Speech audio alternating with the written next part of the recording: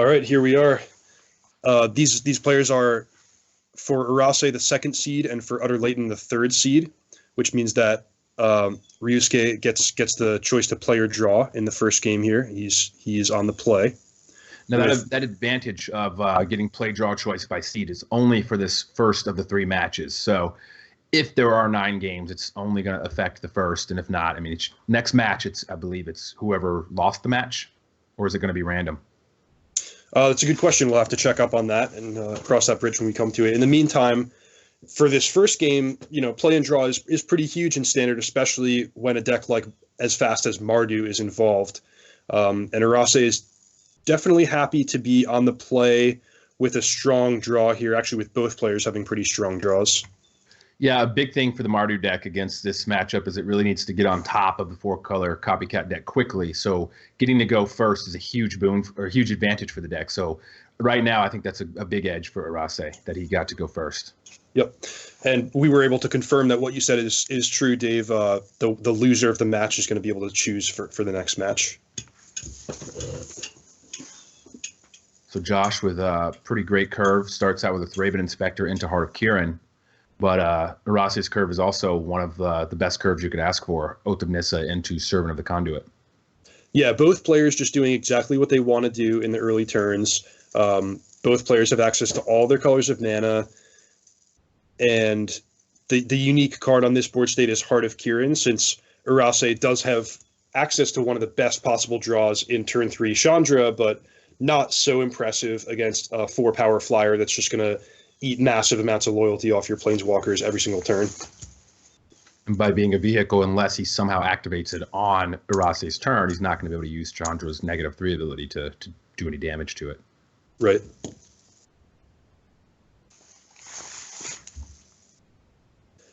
Josh has many of the best tools against the Saheeli Rai combo in Thalia, Heretic Cathar, which is probably going to be a nice choice for him to play this turn since it crews Heart of Kiran, but also Walking Ballista, one of the hallmarks of the newer style of Mardu vehicles decks.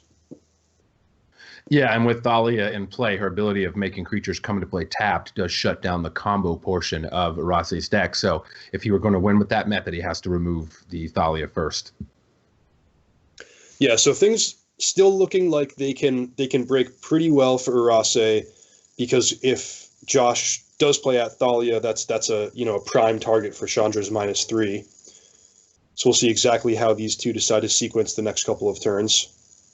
I do expect that Josh is going to be concerned about the combo here and will try to deploy either the Thalia or the Walking Ballista. He doesn't want to just pass the turn with Felidar Guardian in play and be dead right away on the 4th turn of the first game. Yeah, it's early enough where Urase doesn't have enough mana to both get rid of something pressuring the combo and then follow up by playing the combo. So he does want to get one of those on the board when he passes the turn, since he doesn't have any spot removal in his hand. Another play Josh is surely considering is to play Toolcraft Exemplar and Walking Ballista for 1, because that sort of gets the best of both worlds, where you have the Ballista, resilient to removal, protection against the combo, but Toolcraft Exemplar would also get to crew Heart of Kiran. Looks like he goes for just the simpler, more direct play of Thalia, Heretic Cathar, which makes a lot of sense to me as well. Yeah, I like this play. I think it forces Urase to play a Chandra now, which then plays into him attacking with Heart of Kiran. So it kind of sets up almost like a little volley. Like, I play this, then you have to play Chandra, then I get to attack the Chandra and kill it. So whereas the Ballista, sure, he could play it and kill the Ballista, but he's likely not. He's going to find another way to deal with it later. So you kind of force his hand, and you make him do this right now.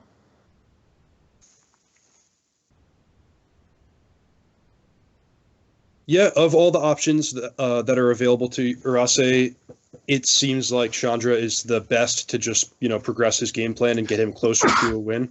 He could play out, bless you. He could play out some creatures, but in the face of a creature that's attacking him for 4 in the air, developing his board state in that manner is not particularly helpful.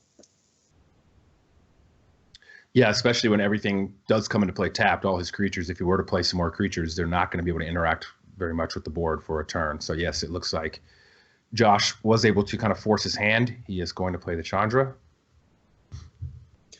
One card that's going to be important down the road is the Whirler Virtuoso on Ryosuke's side, because with Rogue Refiner in hand and Felidar Guardian, that's presumably going to blink a Rogue Refiner. He's got access to a lot of energy, and each one of those Thopter tokens is going to buy him effectively an extra turn of the game against Heart of Kiran being Raptor's main threat.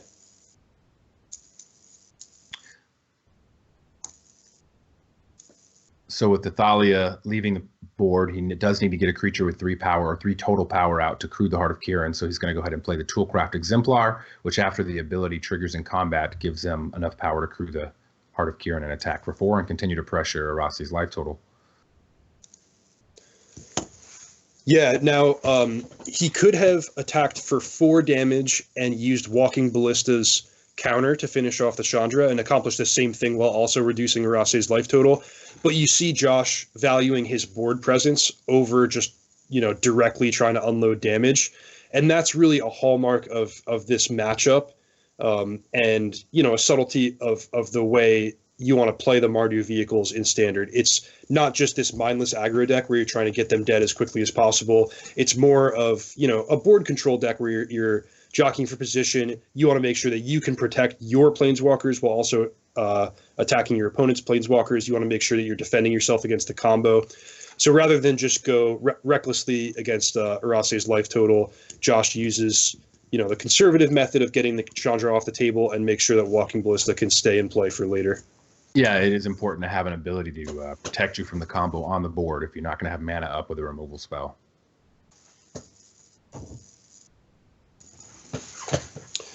Now, so Ross, go ahead.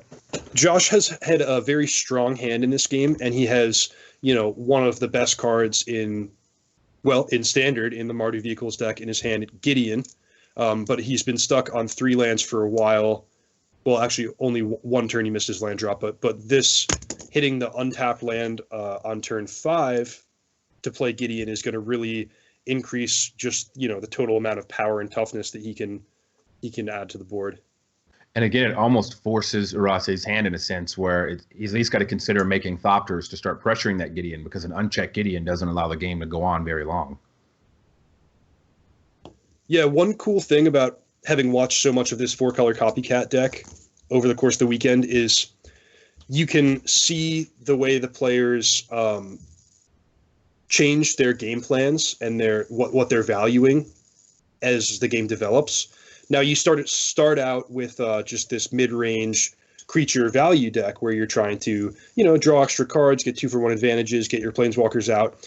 But we've seen a couple times where the 4-color copycat deck gets in a situation where they're like, okay, I'm probably not going to be able to win this game fair and square. Let me just go straight for the combo.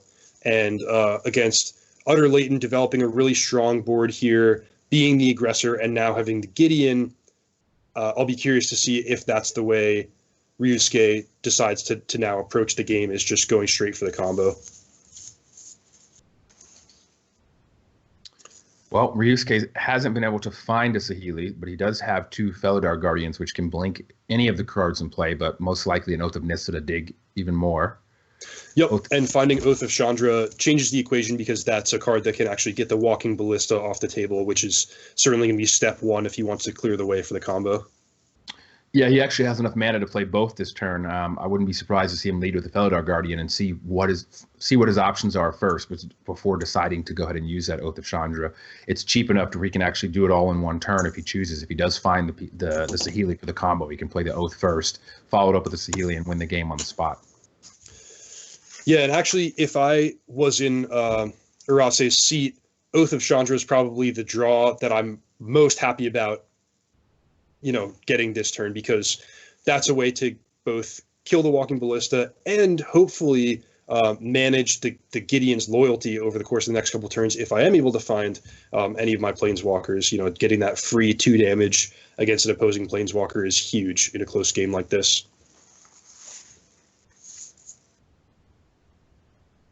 What do you think Ryosuke's debating right now? Because to me, it seems like the play is just to play Felidar Guardian and blink an Oath of Nissa. Well, as always in a four-color deck like this, you have to think hard about just what lands you're going to tap.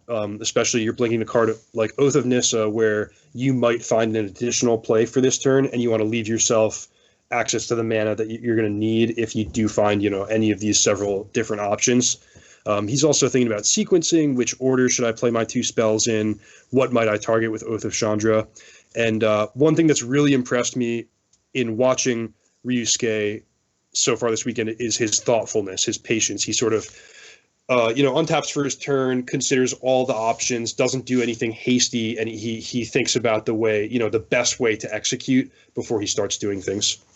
Yeah, no, I was really impressed by some of his limited play, particularly in a game where he was really low in life and had to make a decision against a lot of large green creatures, and he had to crew a dreadnought and some other vehicles. So, no, he really maneuvered that game excellently and impressed me with his play. Yeah, it was you and I that covered that limited match. It involved being attacked by giant trample creatures on the other side of the table, and he had to crew a Consulate Dreadnought with limited resources. He had access to a Subtle Strike and a High Spire Infusion, and he ended up navigating that game in such a way where he got to untap with 6 power still in play, use the Consulate Dreadnought to take over the game, and ended up beating Marcio Carvalho in a really crucial match of draft. That, I think, was one of the highlights of the limited portion of this tournament. Yeah, I agree. So it looks like he just found a land with his blinking of the Oath of Nissa, another Ether Hub. But now he's going to put some pressure on Gideon and attack with his creatures. With the Ballista being a 1/1 and such an important piece in keeping Josh alive, that effectively is not a blocker. So he really only has a Thraben Inspector and a Knight ally token to block and protect the Gideon. Now, an awesome thing about this play is it's something that you mentioned earlier in the game, which is that if Urase can convince Utter-Leyton to crew the Heart of Kiran on Urase's turn, that unlocks certain removal spells that can actually get this really potent threat off the table. So if Utter-Leyton, decides to bite and blocks with one of these creatures with the Heart of Kiran, which is obviously tempting, it's a really profitable block to just eat a Whirler Virtuoso or a Rogue Refiner with your 4/4 creature. Then Urase can follow up with Oath of Chandra and finish off Heart of Kiran. And the good news is he has another Felidar Guardian in his hand. If he needs to get rid of the Ballista later, he can always blink the Oath of Chandra the next turn if he finds his combo piece to finish off the Ballista before he plays the Saheeli. Definitely. Oath of Chandra, just a card that has really, really, really impressed in this 4-color Saheeli deck, both because of the Planeswalkers and the ability to blink it with Felidar Guardian. It's just a perfect fit. So he's going to trade the token with the Rogue Refiner and eat the Whirler Virtuoso with the Heart of Kiran. And it looks like 2 is coming through unchecked onto the Gideon. He did use a Planeswalker counter to crew the Heart of Kiran. So Gideon is at 3, and after taking 2, it will be down to 1 loyalty counter.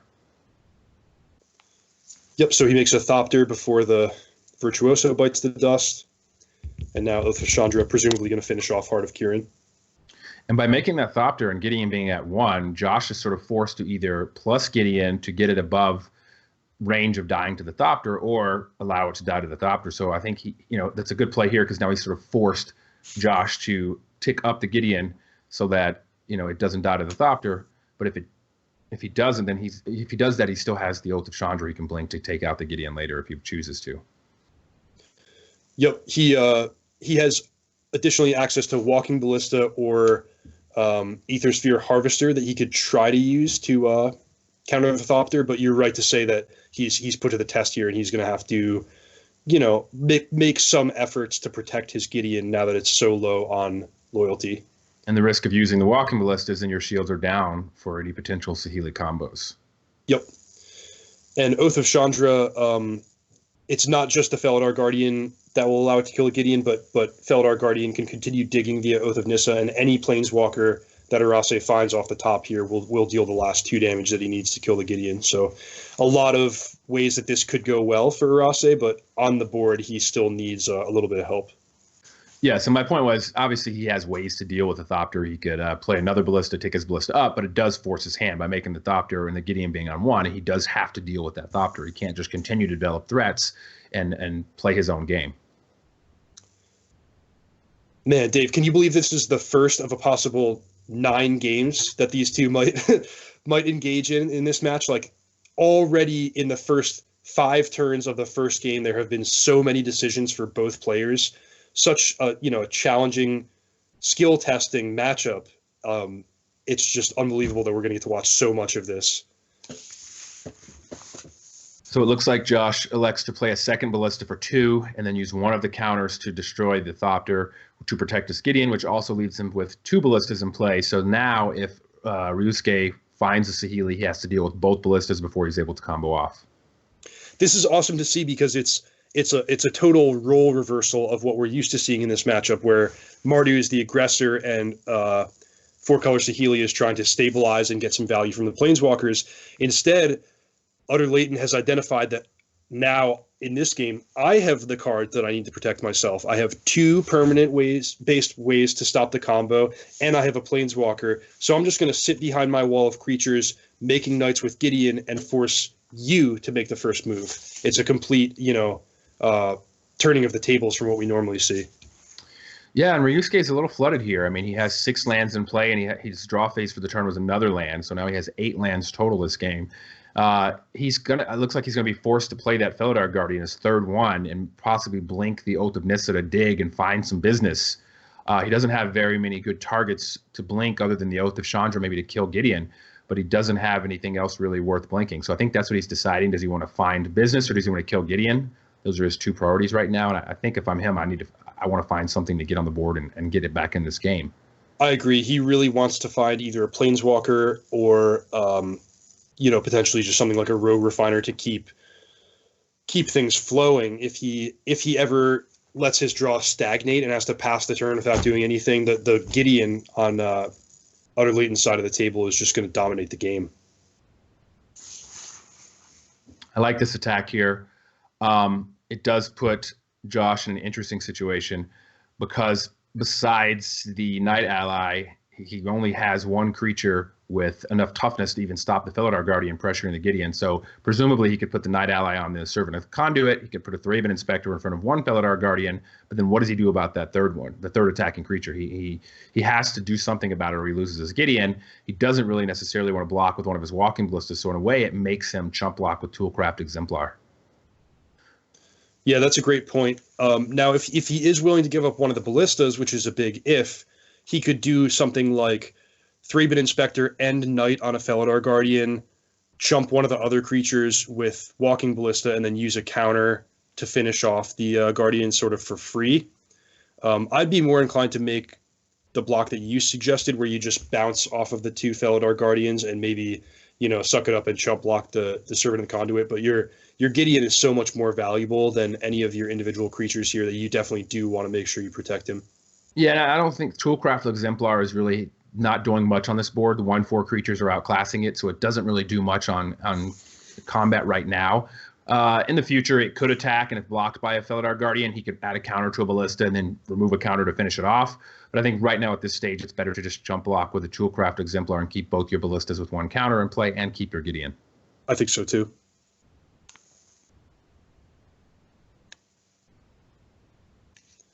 Josh, being the player that he is, of course, going to consider all these options and choose the best one. Now, it's such a bit of a tease here because Josh is going through all these permutations and also has to realize that if Urase has a post-combat Planeswalker, he's losing the Gideon no matter what. So Urase might sort of be, tempting him into sacrificing a creature, knowing that he has the answer to Gideon, in the tank anyway. Along these lines, I love that he's making the attack before blinking Oath of Nissa. A lot of times when I face a situation like this, I'm tempted to, blink the Oath of Nissa first to get more information for myself. But I think hiding the information from Utter-Leyton is even more important here because if he blinked Oath of Nissa and revealed something like Saheeli Rai, that completely changes the dynamic for Josh and might allow him to make a more different, more profitable block. So really interesting. Josh just allowed all the damage to come through and allowed his Gideon to die. I believe maybe he decided he didn't want to trade his Knight token with the Servant. And if you're going to let the Gideon take 1, you might as well let it take it all. If you don't want to get the free creatures kind of trade. So I think Josh is planning on just attacking and pressuring Ryusuke. He says, well, the shields are down, all the creatures are tapped. I'm just going to attack back. But it forces Ryusuke to sort of play Felidar Guardians to untap the other Felidar Guardians, and then the final Felidar Guardian to blink the Oath of Chandra, and which found him a Rogue Refiner. Yeah, I think that if Josh had access to the information that you and I have, he might have made a different decision there. But I guarantee one of the things he was thinking about was that the risk of just losing the Gideon anyway to a trigger from Oath of Chandra and not wanting to make these unprofitable blocks to protect the Planeswalker that's on its way to the graveyard anyway. Or I think he had more access than we did. He knew the top of his deck was going to give him another Gideon, and he could just be right back in the spot with extra loyalty counters. Yeah, perfect.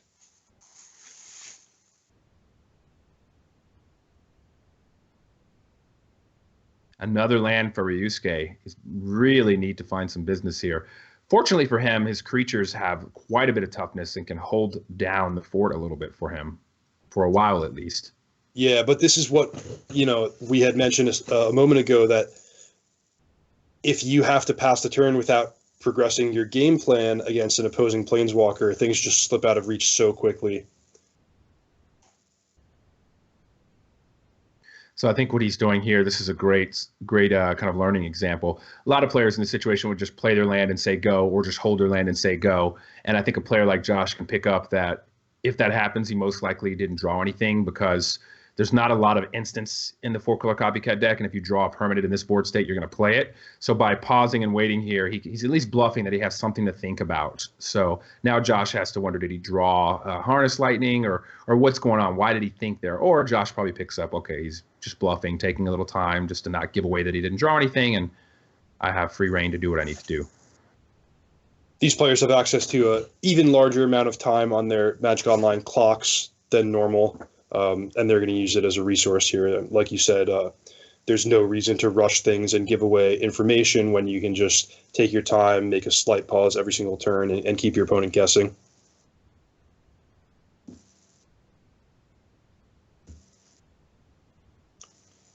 Now, I wonder if we're eventually going to see the cool interaction of a Gideon emblem with Walking Ballistas, because that allows you to, use up all the counters on your ballista and keep it in play as a creature to recharge later.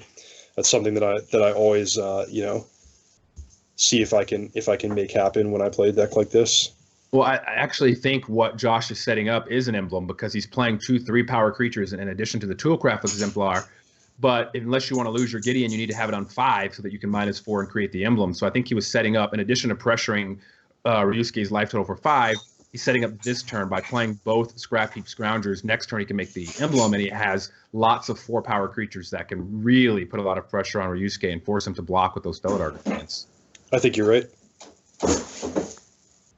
Attune with Ether is not what Ryosuke wanted to draw. I mean, this deck does play a lot of sort of mana sources or cards that make mana, so that it's kind of something that can happen to you a lot, but there's also a lot of card draw and card filtering, so it's a little unfortunate that he hasn't been able to find any business at this stage of the game. It's actually possible that Ryosuke might not have wanted to play the Attune there, depending on what cards he had put on the bottom of his library with Oath of Nissa. You get the deck thing of removing a land, but if you're shuffling bad cards back, it might be sort of counterproductive. Right, I do believe he's blinked the Oath maybe 3 times, and I think only once did he find a non-land, which was a Rogue Refiner. So if he was finding land, that most likely means all 3 cards are land. So there are possibly 8 lands on the bottom of his deck that he just shuffled back in. When your deck is only 38 cards, that's a big percentage. Yeah. A lot of times in a close game like this with a lot to keep track of, you don't really want to spend the mental energy of remembering what cards you put on the bottom with Oath of Nissa, but it can subtly come up, in situations like that where it can inform your decision. Looks like we temporarily lost the hand cams, but Josh Utter-Leyton still has 1 card in hand, and Urase has, looks like, 2 or 3 lands, but nothing terribly exciting. Yeah, and I'm not going to be surprised with if Josh chooses to make an implement attack with most of his creatures, if not all. And I think that would put the game out of reach, if not end it right on the spot. Yeah, we brought it up a couple times, but the key in this game is that Utter-Leyton has had the 2 Walking Ballistas on 1 counter as insurance that he can't die to the combo, and that just completely changes the way you're able to play. It lets you be patient, lets you tap your mana, and just not worry about, getting cheesed out, so to speak, by the Saheeli combo. Wow, unlicensed disintegration, little gravy on top. In addition to removing a blocker with an artifact in play, it's going to do 3 more damage to put Ryosuke at 8 life. And with an emblem and this many creatures attacking, plus the ballistic counters he can remove post-combat, I actually don't see him getting another turn here. Unlicensed Disintegration, basically the best card for the Mardu deck to draw in any game state at any time. This is a card that, like, when your opponent draws 1, you're in bad shape. If they draw 2, you're like, oh man, how was I ever supposed to win that game? But it's just one of the most powerful cards in Standard. Yeah, it turns out Terminate with a lightning bolt to your face attached to it is a pretty good card.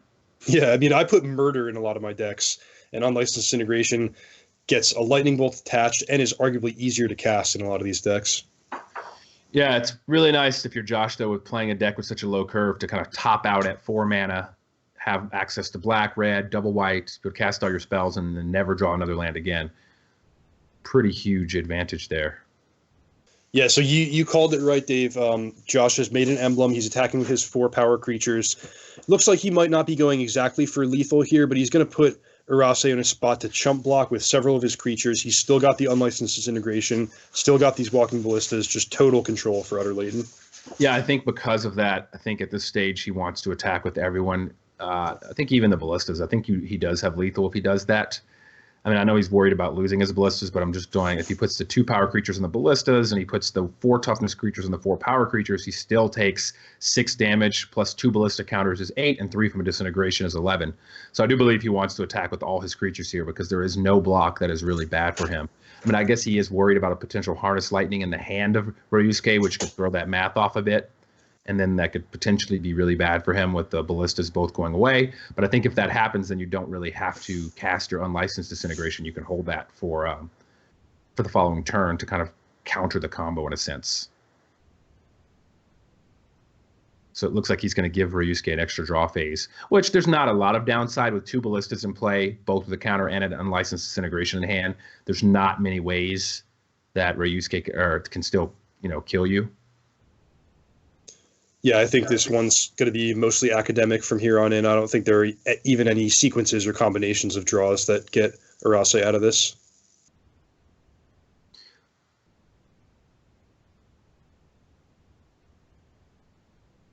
Interesting to see. I mean, I guess you do have to get those Scrap Heap Scroungers off the board, but unfortunately for Ryosuke, with creatures in the graveyard, they come right back at the end of the turn, so... But if you are, instead of chump blocking, if you're going to chump block and lose 1 creature, you might as well throw the extra power on there and go ahead and force Josh to spend that 2 mana if he does want to bring 1 back. Yep, and blocking the Toolcraft Exemplar is not an option because there are enough artifacts for it to have first strike here. Another Oath of Nissa. Brings him a Servant of the Conduit. So he just has not seen a Saheeli. Not like it would have mattered that game, but... really, really poor draws for Yusuke that game. He started out strong, but it just really didn't fill in. So players are going to sideboarding here. Now, I remember watching Urase play this matchup in the Swiss, and he actually boarded out his combo. Now, that's certainly an option that he has in his toolbox and something he's going to consider. But in these really long matches where you're playing many, potentially as many as 6 post-sideboarded games against the same opponent, there's a little bit of a guessing game, and I think Urase wants to make sure that he's not being predictable. So we might see him take out the combo in some games and leave it in others. Yeah, I wonder how much, obviously they probably already had sideboard strategies worked out for these matchups. If you're playing these decks in a tournament, you usually want to be prepared, but I wonder how much planning he did on Josh's specific list and looking at the other games and seeing how Josh sideboarded throughout this tournament and trying to decide what the proper counter for that sideboard plan is. Yeah, on Josh's side, I'm not sure how much variation he is going to use here, because it seems like, with the exception of the last couple of slots, it's pretty clear which cards are good and which cards are bad. He wants to maintain his speed and aggression and not really worry too much about cards like Oath of Liliana and Ob Nixilis, because his best chance of winning is not necessarily controlling the game and going long, but rather just winning with a fast clock in the air. So Ryosuke's sideboard was he took out the combo, brought in Sky Sovereign, console flagship, some more Chandra, and 2 negates, whereas Josh brought in just some removal and Anguish Unmaking, an Avison, a Fatal Push. But it's interesting to see the flagships come in. I mean, obviously it's a fantastic card, but I believe, if Josh has an unlicensed Disintegration, there's not many more ways in Ryosuke's deck for him to win and kind of close the game out. One thing I love about Ryosuke's post-sideboard configuration is that he's got Sky Sovereign console flagship, which is one of the absolute best cards against Mardu, and particularly adept in the Planeswalker battles, managing Gideon. And Josh has access to release the Gremlins, but he's put in this tough spot where, am I going to bring in a card where all it does is kill one of these 2 sideboard cards from Urase and is dead, in 60% of the games. It puts him in a spot where he doesn't really have any good options. Either he allows this card to be great against him, or he brings in a really narrow answer card that might get him into trouble for other reasons. Ryosuke's opening draw is nice, but it's going to need some help. It is very land heavy. He does have a nice curve, attune into Servant with a negate backup for any planeswalkers or vehicles. But he's going to need to draw some more business to kind of fill this hand in, and if he wants to stay on the board and really compete in this game. By drawing a Natural Obsolescence, he no longer needs to use negate on a vehicle or even a ballista. He can save that for a planeswalker because he does have an answer for artifact threats. Exactly. I do like his decision to keep the hand because it does have the potential to develop so well if the top of his library is good to him. But this hand, with the 7 cards he has to start, doesn't really have the tools that he's going to need. So far his draws have been really good, finding both a planeswalker threat and an answer to the Heart of Kiran in Natural Obsolescence. Yeah, Chandra's a great draw here. I believe if I'm him, I don't think you want to play it with the Heart of Kiran just on the board like that. You can play a land and leave up negate and have Natural Obsolescence for the end of turn. So then you could untap next turn and potentially play Chandra and kill whatever creature you choose to, or just get some advantage from potentially getting a card or doing some damage directly to Josh or any planeswalkers that might get through your negate. Yeah, I think that's a great spot for him where he can basically ensure that Josh doesn't end this turn with a vehicle in play, and give himself a great chance to protect the Chandra when it comes down. So Natural Obsolescence plus Negate are a good combination here. You can cast both them at the same time. One thing that I would like to see Urase prioritize a little more is playing out his non-basic lands sooner rather than later, because leaving just non-basics in your hand can get you into trouble against a card like Dahlia, Heretic, Cathar. Very true, very true. Actually, the weekend that card came out in a limited GP, playing for a top 8 with 2 rounds to go, I forgot about the non-basic ability, and I played a non-basic land on turn 5 and wasn't able to play my 5-drop just because in limited how often does that come up. So I'll never forget that ability, but it's something to always be thinking about when you're playing against a white deck with non-basics. Yeah, one of those things that you have to get burned by once before you really drive the point home. So Josh elects to play a Ballista for 1. Didn't have many options on his 3rd turn. 2 Gideons he can't cast, and the only other cards in his hand are Ballistas. Interesting for Ryosuke if he chooses to I'll say he can't kill the Ballista because it leaves it on 1 loyalty counter, which then the Ballista will respond and kill it. So he has to tick up, but that's not a bad thing. He gets to develop his Planeswalker, get some loyalty counters on it, and pressure Josh's life total. Now, credit where credit's due, Urase actually saved himself an energy by sequencing his lands in this way, since he was able to play Cinderglade untapped this turn. But definitely something to be aware of is the Thalia versus non-basic lands consideration. With the shields down, though, Gideon does resolve. It does get in underneath the negate and more lands for Ryosuke. Yeah, and we talk a lot about the way that planeswalkers match up against one another in Standard, and the fact is that not many planeswalkers match up well against Gideon because he just unloads damage so quickly. He can attack for huge chunks and put your opponent in chump block mode. and Chandra doesn't really pack that same punch against an opposing planeswalker. Yeah, 2 damage, but not able to take it off the board in 1 activation. Yeah, and if you want to play do the 2 damage, then you're not getting to use that card. And right now with this many lands, Ryosuke really is in need of business, which he found in a Whirler Virtuoso, so he's not able to even do the 2 damage to the Gideon.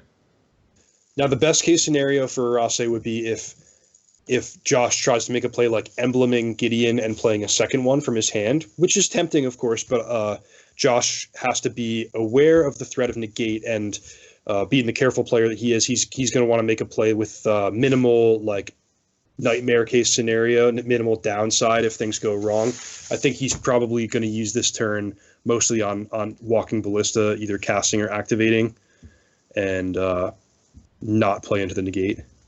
Yeah, I totally agree. It's unfortunate there's no way to kind of sequence it where you can see if the negate resolves, then use a Gideon while one is in play, before you make your choice. No, you don't get that option.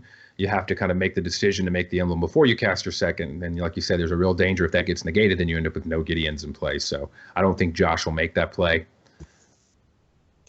Whirler Virtuoso, a really strong card in this board state where they're battling over planeswalkers and potentially can use the Thopters to chump block and protect Chandra. So because of that, I think one of the really good plays that Josh has available to him is playing a Walking Ballista for 2, using the counters to take away the Thopter tokens and just like continue forcing the issue in the Planeswalker battle. Well, instead of adding a Night Ally to the board, it looks like he's just going to tick up Gideon and attack Chandra directly, which is also forcing the Whirler Virtuoso to make a Thopter to chump block. So instead of having to use a Ballista counter, he gets to just use the attacking ability. But it looks like he's also going to add a counter to his Ballista and remove the Thopter before blocks, which could force Ryosuke to make another Thopter to chump block. And use I wonder why Josh chose to add a counter to his existing Ballista rather than the more mana efficient play of casting one from his hand. Yeah, I believe he wanted the surprise factor, I think, maybe, so that, Ryosuke would have to think about what else he could cast post-combat, just to kind of make him really decide if he wanted to make the Thopter. I mean, obviously, I think he is going to, because you don't want to just let your Chandra take 6, but I just think he wanted to create more uncertainty in the declare blocker stage.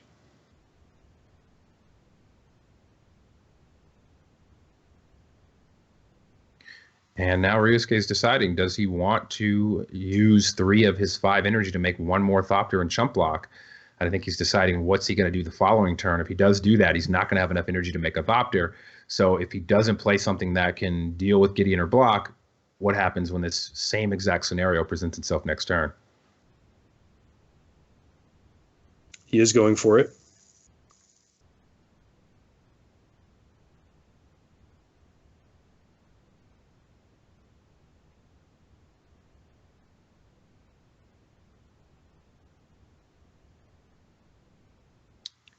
Servant of the Conduit, a decent draw, as it's going to represent two creatures between the Servant itself and the energy to make a Thopter. And Attune with Ether was his draw off the Chandra +1 ability. Not his draw, his exile off the +1 ability. So now he has a choice. Does he want the Attune, which the land itself is not very valuable, but the 2 energy could help with the Thopter, or does he want to forego playing it to do 2 damage to Josh, which could then be redirected to Gideon and lower its loyalty? Yeah, I think given the choice between a Thopter token and 2 damage, I'd rather take the Thopter token. But again, it's not a full Thopter. It's 2/3 of a Thopter, so that's something to think about. Right. Although that 2 + 2 from the Servant plus the 2 he has does put him to 6, which is 2 Thopters. So it does complete the second Thopter. Yeah, and in a game where I think we're in the crucial stages, the crucial turns, he just wants to focus on, the here and now and giving himself the best board state he can. Relevantly, he's gotten his Chandra up to 7, so either Josh might have to start using counters off of his Ballista, or the Chandra could go ultimate, giving Urase a tremendous long-run advantage in this game.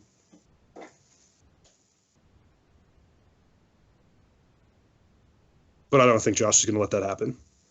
And for those of viewers not familiar with Chandra's ultimate, can you tell us what that is? So that gives you an emblem. with whenever you cast a spell, you get to Lava Axe something. 5 damage target creature or player anytime you cast a spell. Yeah, so pretty incredible. Yeah, naturally in a game that might continue a few more turns, it's pretty much game over. I mean, you can either kill your opponent with 3 spells, or you can just kill their best permanent with everything you cast. So I think that Utter-Leyton is going to really prioritize making sure that Urase cannot untap with the Chandra at 7 counters, and he has Walking Ballista as his major tool to be able to stop that. So Urase chose to do the 2 damage to the Gideon, which I actually like because now it stops him from making an emblem. If he chooses to make a 2/2, it leaves it on 3. So it kind of forces him to tick it up again also and not develop the board. Although dealing with the Gideon attacking your Chandra, you still have to make Thopters. So I don't mind his play. I kind of like it, but it's interesting to see that he made the opposite choice that you thought about, which shows just how complex and how great a game like Magic is. There's just so many different plays you can make, and who knows which one is right at any given moment. Josh this turn gets to play his Walking Ballista for 3, so in a sense he's actually been more mana efficient than I would have been if I cast my Ballista for 2 the previous turn. Over the course of 2 turns, he's spent 10 mana for 4 additional Ballista counters instead of having spent 8 mana for 3 additional Ballista counters like I would have done playing the Ballista for 2 the previous turn. So the long run, best play is what Josh was putting emphasis on here. So he chose to chump block with a Servant of the Conduit instead of a Thopter. I believe because a Thopter, if he made it with a Ballista with 3 counters, would have just shot it down anyways. Right. And here you see Josh just pinging the Chandra to make sure there is no emblem shenanigans going on.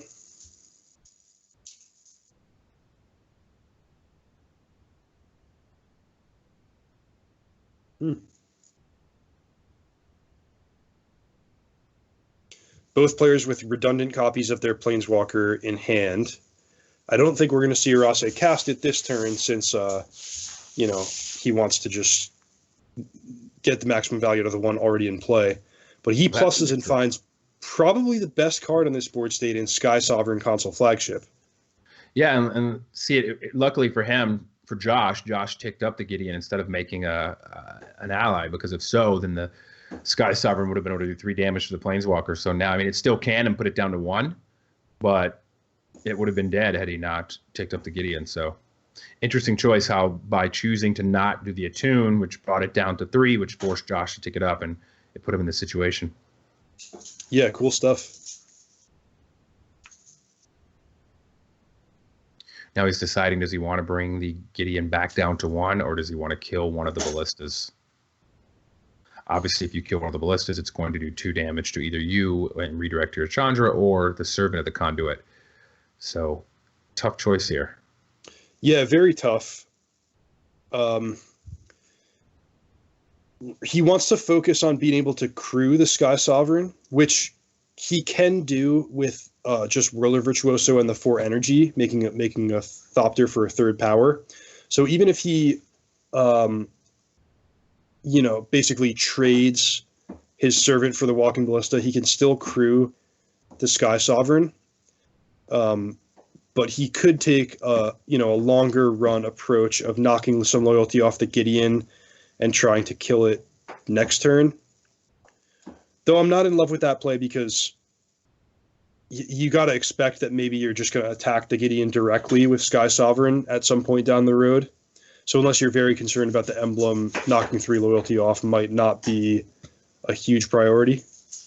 Yeah, I think personally I like just getting rid of the Ballista for 2, and if he uses it on your Sky Servant, then that's fine. Next turn you can make a Thopter, use the Thopter and the Virtuoso to crew your Sky Sovereign, attack the Gideon directly, and use the trigger to kill the other Ballista, and you can really kind of clean up this board a little bit.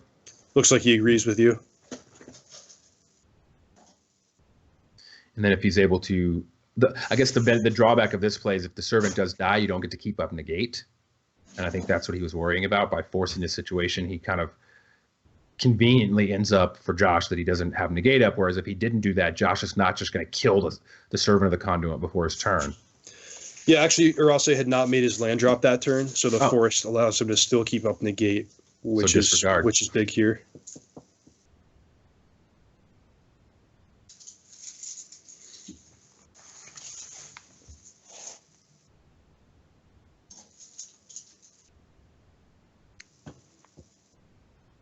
Toolcraft Exemplar. Not huge on this board right now. Seemed like Josh was in firm control, but the Sky Sovereign looks like it's in position to take over this game. Although, if he does make the play where he makes a Thopter and accrues the Sky Sovereign, Josh can then kill the Thopter, and Ryosuke will be forced to find enough power to accrue the Sky Sovereign on following turns.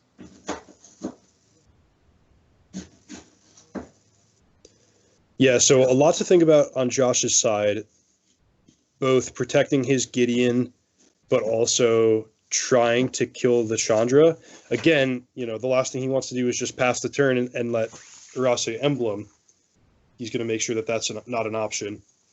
The other thing is if he attacks, potentially, I don't think you want to do it. Ryosuke could still in combat make a Thopter and then crew the Sky Sovereign and have the Sky Sovereign or block. It does expose the Thopter on Josh's turn, so then he's forced to find a creature if he wants to crew and attack back. But it is an option in combat, so it's something that Josh has to think about. Yeah, I think Raptor's going to make the same play we saw a turn ago, where he attacks with Gideon and probably spends 4 mana on adding another counter to Walking Ballista. Either to ping a Thopter, finish off a Whirler Virtuoso that might block, or just take a loyalty directly off Chandra. Yeah, the thing is, at the end of the day, no matter how this combat goes, he always has the option to take a loyalty off the Ballista and just immediately reduce Chandra from 7. So he can either pay 4 or he can just use the final counter, although I doubt he wants to lose his Ballista.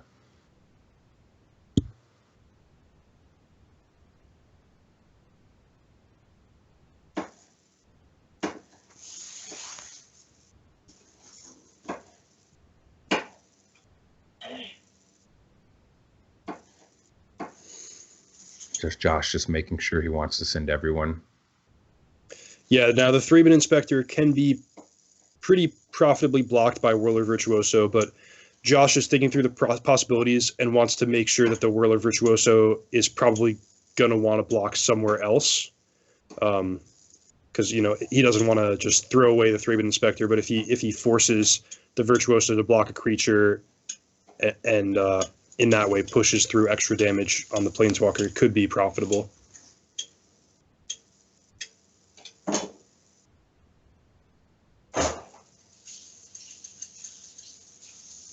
I don't think I attack with the Ballista here. I just think it's so important on the board right now. Yeah, I think so too. The fact that you have at will 4 mana keep Chandra from ultimating at all points of the game while that's on the board is huge. Now the pressure back on Ryosuke. Does he want to make a Thopter to block that Gideon coming at a Chandra, or does he want to just allow Chandra to die or chump with the Whirler Virtuoso, which I doubt he would do there. If you're going to do that, you might as well make the Thopter. Right, he can't let the Virtuoso die without making the Thopter. The thing is, if he does decide to make a token to block, then Josh can add a counter to the Ballista and remove it to kill the token, which then could force him to respond to crew the Sky Sovereign, because at that moment you might as well. The Sky Sovereign blocking is better than your Whirler Virtuoso, and then he can block the Night Ally, or just, I don't think you want to chump block the Gideon, so he can block the Night Ally, allow a Chandra to go down to 1 by taking 6, and then Josh can remove the final counter from the Ballista to kill it, but then he won't have a Ballista on the board anymore. Yeah, well, he could actually add a counter to Ballista and have the option to kill one or both of the Virtuoso and the Chandra. So he, potentially could just trade off everything and leave Urase with nothing. Except a Sky Sovereign. I think one of the more conservative plays available to Urase would be just let the Chandra die and block the 3-bit Inspector. That way he not 100% guarantees, but nearly guarantees that he'll be able to crew the Sky Sovereign next turn and attack and kill Gideon, which I think is going to be the key to this game, whether or not he can crew the Sky Sovereign next turn. Well, if he's going to do that, he could do this. He could just crew the Sky Sovereign and block the Night Ally if he was going to do that, and he can kill a 2-power creature instead of a 1. And then it also forces him to remove the Ballista to kill the Chandra. Yeah, but now he's in a position where he needs to draw a creature in order to crew, which that might be an acceptable risk to take rather than just binning your Planeswalker. But there's definitely a lot to think about in this combat step. He does have the option to play another Chandra and plus it if his dies and try to find a cheap creature, a 3-drop creature that he can play. Yeah, so two draw steps at a creature here to have a huge turn. Right. I think this is the key turn of the game. If he can crew the Sky Sovereign, he's very likely to win. If not, he's very likely to lose. Yeah, because if he crews the Sky Sovereign, he can attack the Gideon and kill it directly. And then he can also use the 3 damage trigger to kill one of the, probably the Toolcraft Exemplar. Unfortunately, unless he finds a, let's see, he's going to have... Well, actually, any energy source will do it as well, like an Attune with Ether or Harness Lightning. It's actually better because then he gets to leave up Negate. Wow, that's perfect. That's exactly what he wants. Unfortunately for him, it does tie up his mana for... Oh, yeah. He's not going to be able to play Negate, so another Gideon will come right back down, but then he just has Sky Sovereign that can just attack it again next turn. Yeah, so the Rogue Refiner gives him a creature to crew Sky Sovereign, it gives him enough energy for another Thopter, and it gives him a free draw step.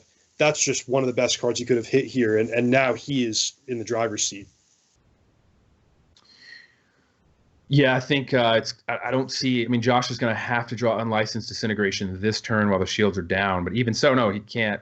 Yeah, it's going to be hard because by the time he casts it, Negate will be cast. I don't see Josh finding a way out of this.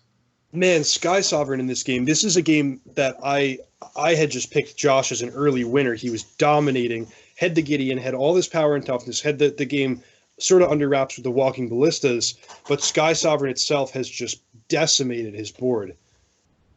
I wonder if we're going to see him start considering release the Gremlins for some of these later post-sideboarded games. Yeah, I'm playing best 2 out of 3 matches. It's kind of crazy because there's so many sideboarded games potentially that, like, let's say next game Josh plays Release the Gremlins on the Sky Sovereign because Josh is probably going to realize the combo's not in. Then you have to wonder in the next match for the sideboarded games, okay, is he going to bring in Release the Gremlins? Do I leave the combo? And it's going to turn it into a real kind of cat and mouse game with sideboarding, which is going to be fun to watch. Definitely.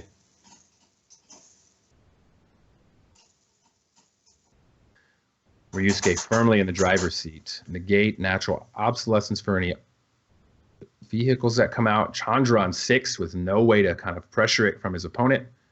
Yeah, I think you can think of Negate in this game as just sitting there waiting to counter anything that might kill the Sky Sovereign, whether an artifact removal spell, an unlicensed disintegration, anything like that. And Sky Sovereign should more than easily be able to handle any creatures that Josh plays. So he's pretty much got this locked up. And a creature that can't block, and I think we're going to see a concession out of Josh, and we're going to have a game 3 in the first match. What a comeback. The turn that Chandra ticked up and found Sky Sovereign, I had almost counted him out, but Urase just makes an impressive comeback with his crucial sideboard card. That's one that he has that a lot of these other 4-color Saheeli players had not turned to. That's a big difference, perhaps, in his success in this tournament.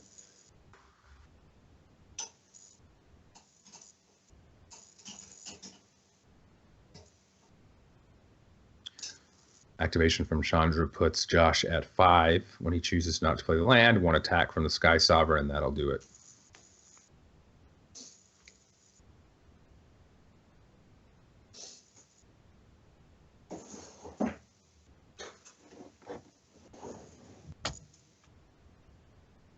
Josh making him play it out. Yeah, it is possible he could attack Gideon rather than Josh.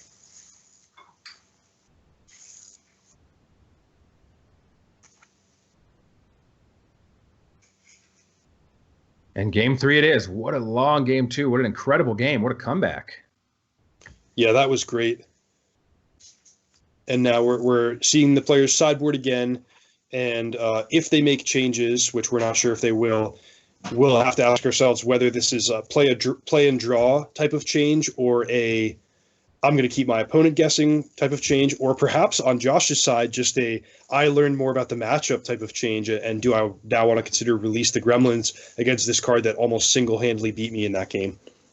Yeah, and it looks like Ryosuke has a sideboard plan already pre-thought out because immediately he took out the Chandras and brought in 2 Saheelis and 3 Felidar Guardians and kept sort of a hybrid of his main deck and his sideboard plan last game. Yeah, one thing about this four color Saheeli deck is Feldar Guardian's just a good card. Even if you don't combo, you get to blink one of your value cards. You get to get another use out of Oath of Chandra or Oath of Nissa. I think it's just a fine card to have in your deck, even if you aren't planning to use Saheeli Rai to go infinite. Yeah, and he took out his negates, which I guess is a play draw decision. I mean, I don't see another reason why it changes between game 2 and 3 other than who's playing or drawing. And it looks Yeah, like I think being able to negate the turn 2 Heart of Kirin is a big plus, and when you can't do that on the draw, it becomes a bit of a clunky situational type card. And Josh brought in Painful Truths, just one of them. Took out the Fatal Push and thought about Nahiri. He did highlight it a bit. I guess that's an answer to a Sky Sovereign. You can Great point. Afterwards, but it looks like he's going to elect to leave it out, and he's not bringing in Release the Gremlins. Yeah, it's an answer to the Sky Sovereign, but only after it's dealt 12 damage to your to your board.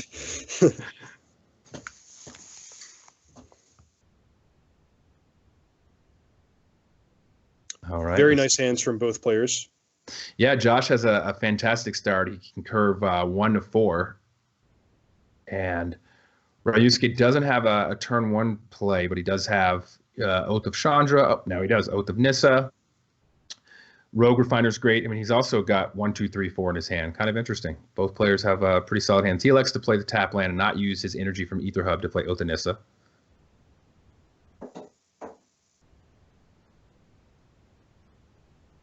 So my sense from watching these games so far is that the matchup improves for Urase after sideboarding. These efficient disenchants and natural obsolescence are really powerful, and the Sky Sovereign is just a card that I think Josh doesn't have an analog for. There's nothing as powerful that Josh is bringing in for the matchup as the Sky Sovereigns. Yeah, it's impressive how great Sky Sovereign is in this matchup. I didn't really see it at first when I thought about it on paper. It seemed kind of clunky and difficult, but unchecked, it's just really incredible against this deck, and it's hard for the Mardu deck to answer. Yeah, it's also probably just the best way for the 4-color Saheeli deck to fight a Gideon, since, in the Teamer colors, you don't have anything that directly removes a Planeswalker. You need something that goes a little bit over the top, and Sky Sovereign does that.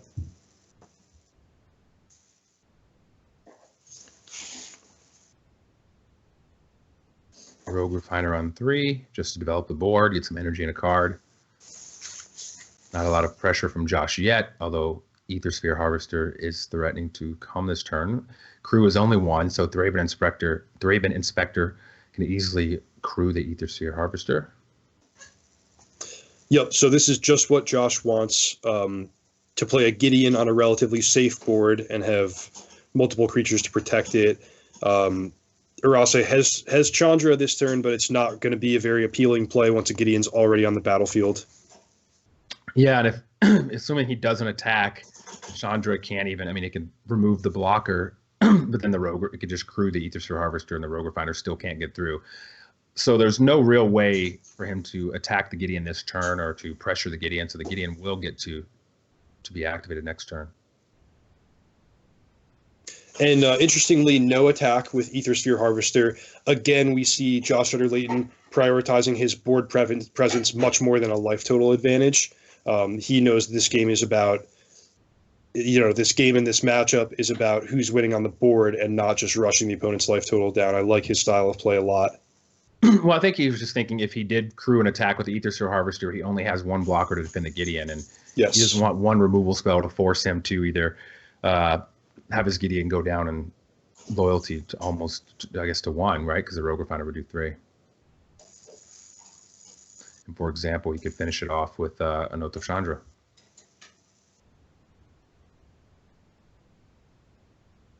So pretty nice turn for Urase here. He gets to kill 2 creatures and put Josh to the test of whether or not he's going to chump block to protect his Gideon or just lose a bunch of loyalty.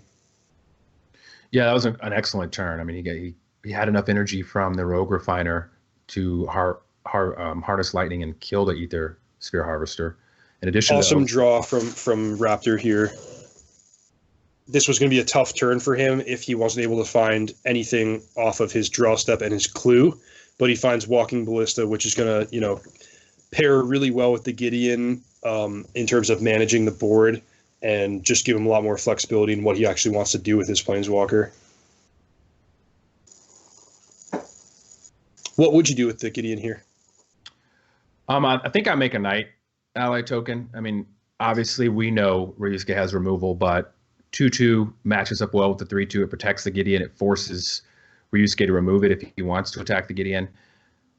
I mean, obviously you're not making an emblem, and I don't think you just putting it on 5 and attacking is not what you want to do right now. Without any threats on the board, I think you really just want to develop your board. Yeah, I agree. The life total is not a big concern, so 5 damage isn't a big reward for plussing. And against Oath of Chandra, you know, the loyalty of your Planeswalker matters, but I think the Knight ally actually protects the loyalty better than just plussing.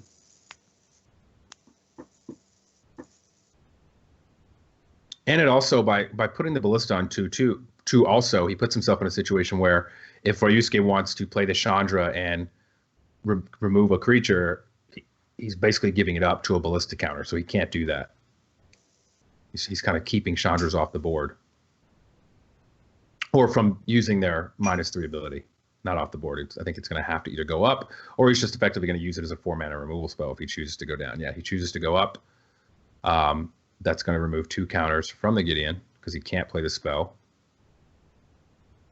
Yeah, so just dealing 4 directly between Chandra and her Oath does change this game here.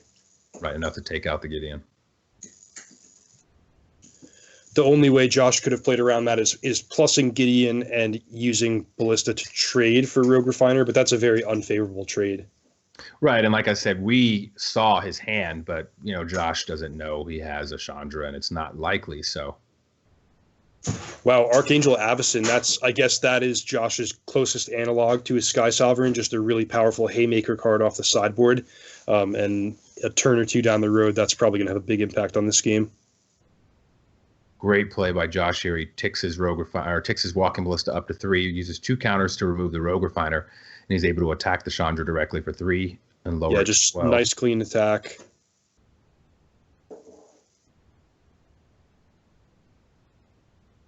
Archangel Avison plus Walking Ballista, of course, an extremely potent combo, allowing you to trigger your Avison's ability at a moment's notice and potentially combine them to take out a creature that has more than 4 toughness or more than 3 toughness.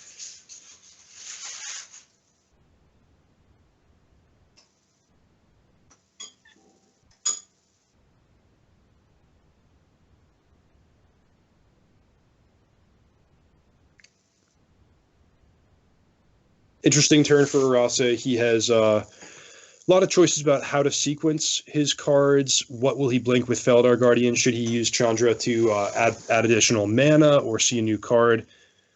Yeah, I'm trying to think about what I would do here. He has access to 8 mana, so he can play all his spells if he's willing to plus Chandra for mana, and therefore it makes sense to use the Oath first and just see what happens. So I think I'd be blinking the Oath of Chandra if I were him. And using it to take out the Knight or the Ballista? I think the Ballista, now that the game is slowed down a little bit, Josh, depending on what his hand is, might really value the mana sink. And just getting it off the table, you know, is going to limit your opponent's options. Yeah, and it happens to have 1 counter, so it can't really do much to your Chandra. Next turn, he can use Feldar Guardian to blink the Chandra and kill potentially a larger creature if he wants to do that.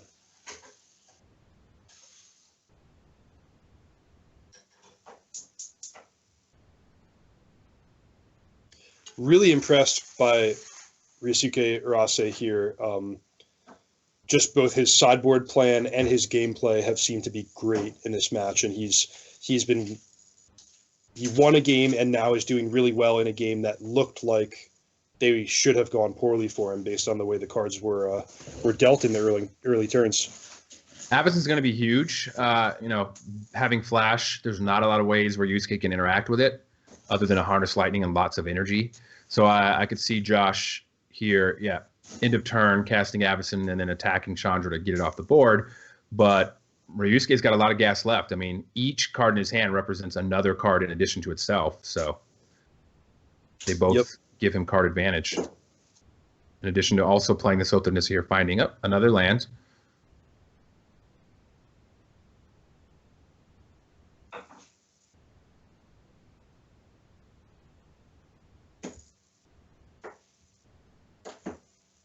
So not quite. I guess if he chooses to add 2 more red mana, he could. He already used the Chandra. He found Oath of Nissa off of the. Okay, yeah. So then, yeah, he can't play the Felidar Guardian yet. So it looks like he's just going to either pass, or he could offer the trade on a Rogue Refiner. That I don't think he wants to do that just now. We actually saw Urase lose a big game in Constructed against Archangel Avison when he faced Marcio Carvalho on day 1. So we can believe that this card is definitely well on his radar, and he's going to, expect it and play his best around it, minimize the damage. Wow. Great draw for Josh also. Anguished Unmaking. Just a great ability right now. I mean, effectively, anything that's giving him trouble, he's going to have the option to remove, whether it's another Planeswalker, it's in response to the combo. So that plus Avison, I think Josh is in the driver's seat in this game right now, and it does allow him to answer any Sky Sovereigns that come out by having that Anguished Unmaking. Unmasking. Great point. Unmaking, excuse me. Yeah, so Urase desperately needs to find either Harness Lightning or Chandra to kill the Archangel Avison before it can deal more damage. I mean, both in the sense of his life total or potentially transforming and wiping his board. So he'll probably have to blink Oath of Nissa, looking for either Chandra herself or something that can draw more cards. But actually, as I'm saying this, I seem to recall that Urase had trimmed down on Chandra's during sideboarding and might not have access to any more in his whole deck.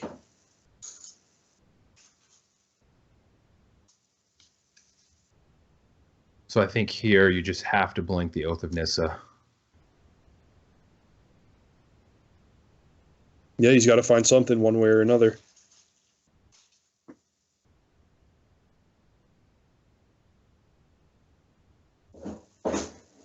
He's pretty quick usually with his choices on the Oath of Nissas also. So, yep, Whirler Voturoso. That will give him the ability to make a few chump blockers combined with the energy he has and the energy from this Attune. He'll be able to make 3 Thopters, so it does buy him some time to block the Archangel or the Heart of Kiran.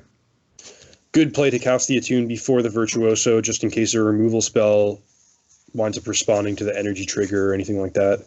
Yeah, you can still make 2 Thopters in response.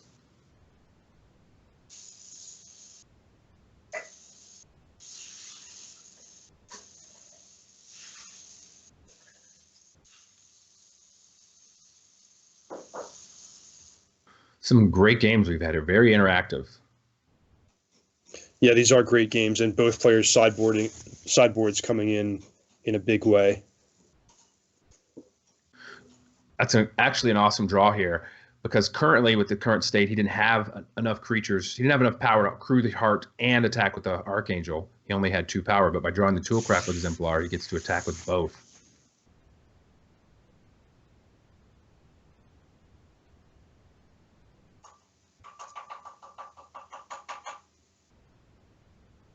Yeah, this game's still far from over because of the Virtuoso producing flying blockers, but it's definitely on Ryosuke to draw something and find a way out of the situation.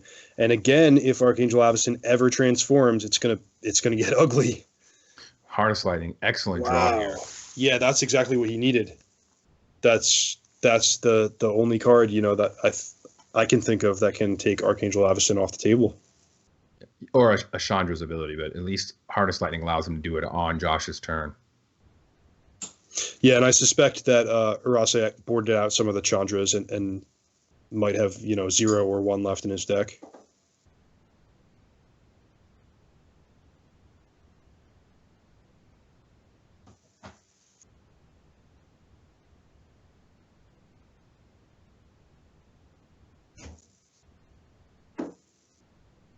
Josh is going to be a little disappointed here with this. Still got to feel good about it.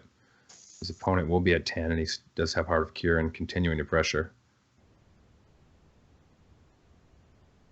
Although Ryusuke's got quite a board, and after taking out the Archangel Avison, he's only going to have a Night Ally back to block. Yeah, it's true. 7 damage will come through if Ryosuke decides to attack with all his creatures.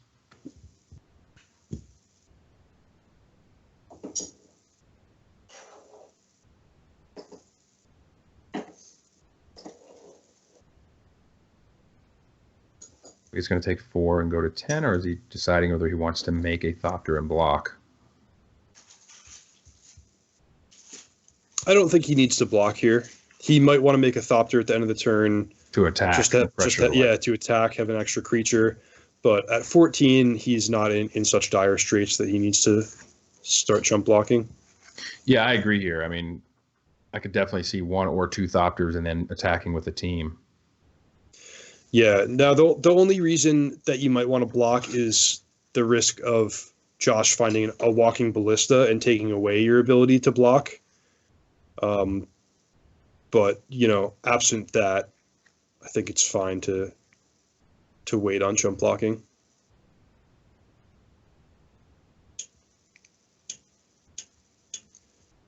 Looks like he's going to leave 1 Guardian back, and I believe that's because if he does attack with everyone, crewing the Heart of Kiran and attacking with that and the Night Ally is 6, and then he happens to have enough mana to play a Walking Ballista for 4 and finish him off. So he doesn't want to die to a Ballista for 4, so he's leaving back a blocker. Do you think we might see Utter-Leyton use Anguished Unmaking on the 1 remaining Felidar Guardian and try to attack on the ground? It's risky because it is using a very valuable resource on a card not doing much on this board for 1 turn of value.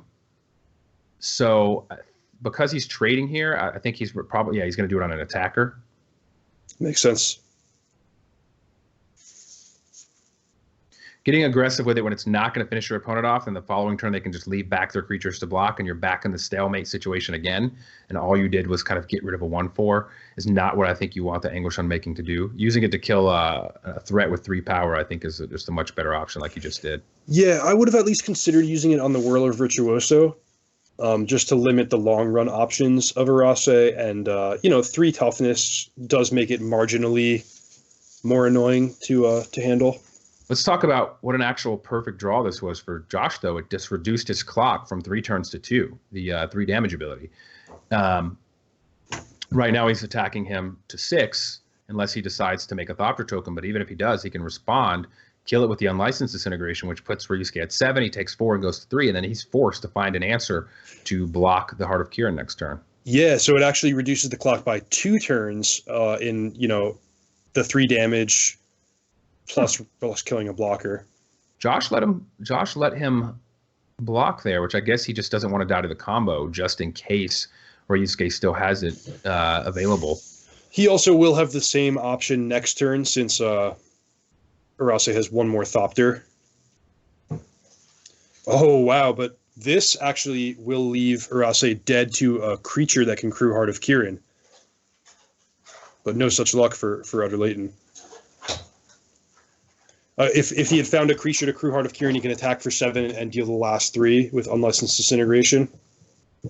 This game's getting tight. It's more or less going to be the first player who can draw something potent might win. So he has 5 on the attack back, which would put Josh to 3.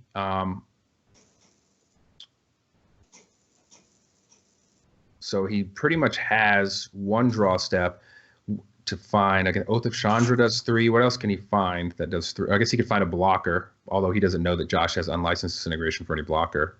If he draws a blank here, Josh wins because Unlicensed Disintegration killing the Thopter should be lethal.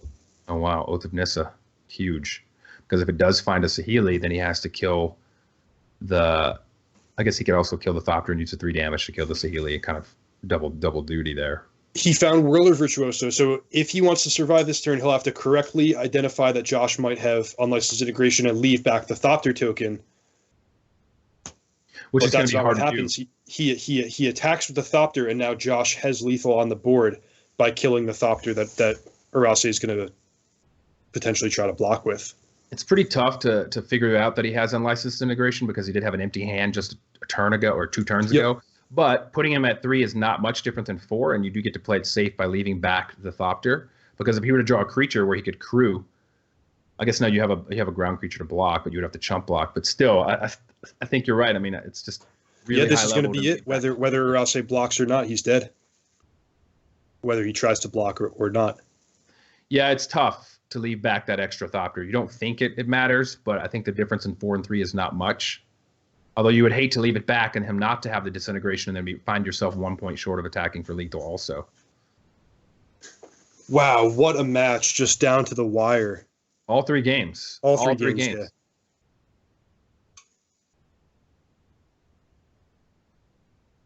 I was wondering if we would get to the 9 games. I didn't think we would, but it's shaping up where it might be. These matches are pretty close. There's no clear favorite. Josh must be breathing a sigh of relief there, getting out of that one alive. Is a great start to his top 4 prospects. So we did find out whoever loses that match gets the choice of play draw in the next match. So Ryosuke will be on the play or have the choice for the first game of the next match. But we're going to cut to a quick commercial, give the players a quick break, and we'll be right back with our second match.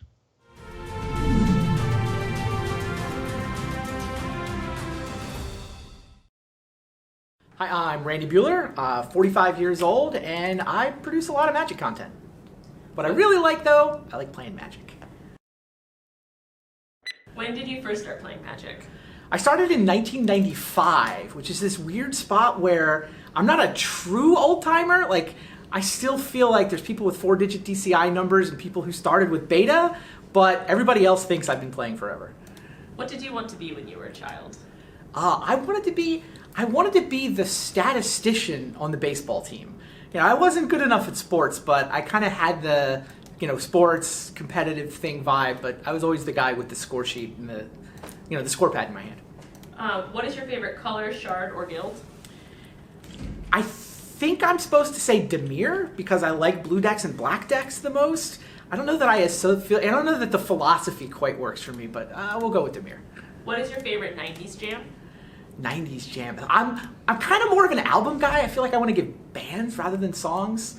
I still listen to Jane's Addiction. I still listen to Soul Coughing. You're gonna make me pick one song though. I'm gonna go Walking on the Sun. How do you define success and how do you measure it? I think success is thinking for yourself about what you actually care about, what actually makes you happy. And then doing that and, not worrying too much about what everybody else thinks you're supposed to do. And measuring that, I mean, it's really having the introspective self-awareness to understand what motivates you, what you care about, what makes you happy. What is your proudest moment playing Magic? Winning the Pro Tour. I can't give any other answer. What were you like in high school? I was in the marching band. I was kind of a band geek. I was also, I guess, on some of the academic teams, but I mostly identify with band geek, I think. And then I did actually meet my wife in the college marching band, so all worked out. What is your guilty pleasure food? Ben & Jerry's ice cream. Specifically, I'm going to go Chubby Hubby flavor, though I'm not even sure they make it anymore. And what is something that's true that almost no one agrees with you on? Mana Screw is actually good for Magic. All right, thank you.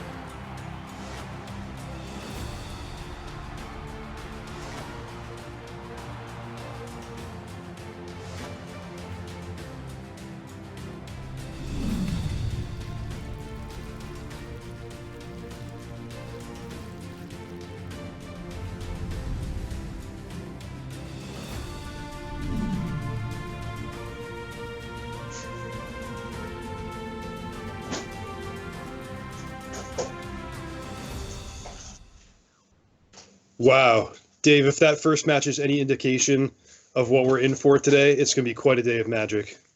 Yeah, I mean, all 3 games, fantastic. All 3 games had no, you thought somebody was winning, and then all of a sudden the other guy was coming back. I mean, you down to the last card, all 3 games. This is incredible Magic, and we got potentially two more matches to go, and that's just the first half of the semifinals. Yeah, so Josh Utter-Leyton won game 1 with his Mardu Vehicles deck. Game 2, it looked like he was in great shape again with a Gideon sort of dominating the game, but Ryosuke Urase's sideboard technology of Sky Sovereign console flagship completely turned the game around, won him game 2, and then game 3 was as close as it gets with both players, effectively one turn away from dying at the end there. Yeah, no, that's great matches, and I hope we can have some more of those games. I mean, every now and then you can see a game where somebody he has the quick combo and the game's over really quickly, or someone stumbles and the vehicles deck just runs them over. So every now and then you get those games that just take a few minutes and they're over. But we were blessed to have 3 good games of Magic, and hopefully that continues for the rest of the playoffs here.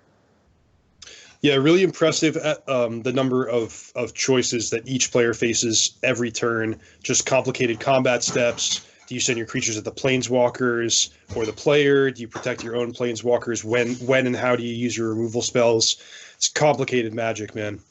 Yeah, I mean, one of the things I've seen people kind of complain that there's not a lot of diversity in decks in this format, but something Eric Froelich said that really rings true is he said even though the decks aren't very diverse, the games are great because there's just so many decisions. And I agree with him. The games are so complex right now because every card has so many options, things you can do, and it makes really great Magic.